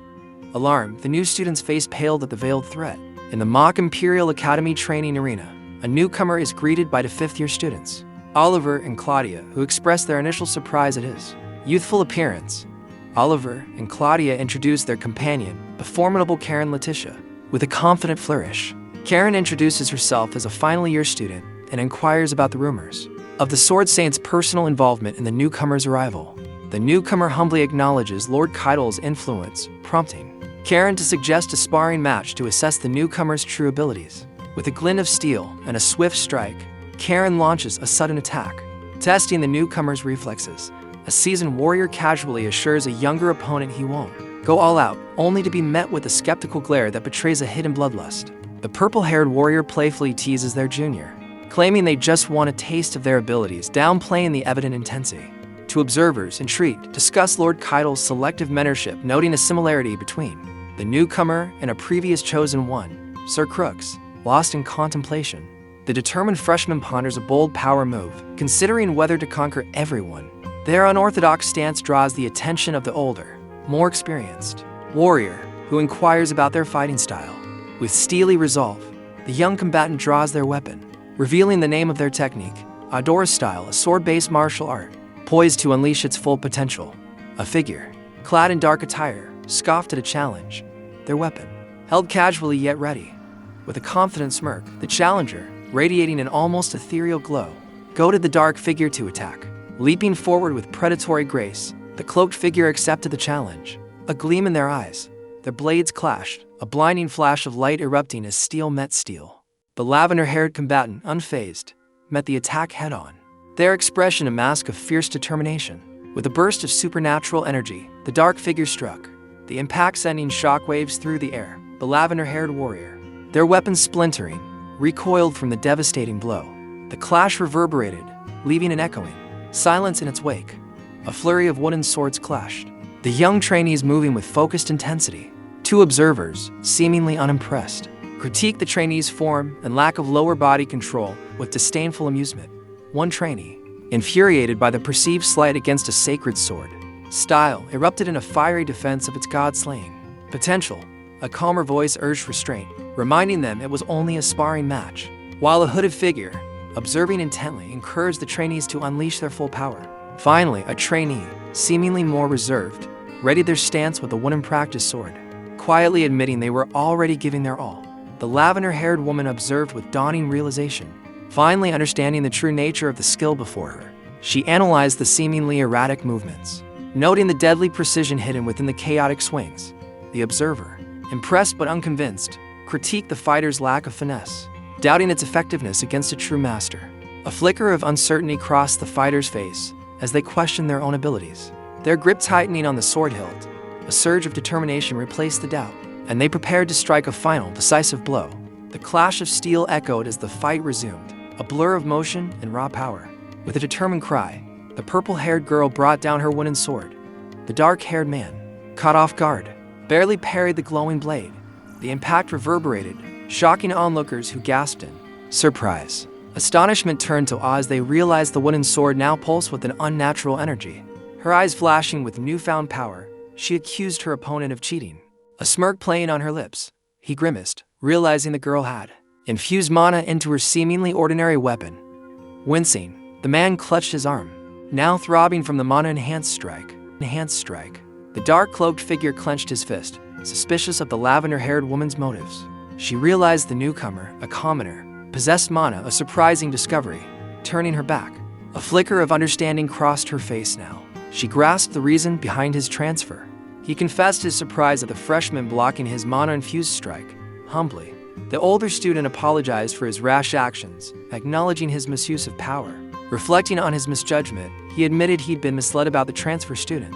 Offering a request as a peace offering, he hoped to amend the situation internally. He cringed at his own reckless behavior.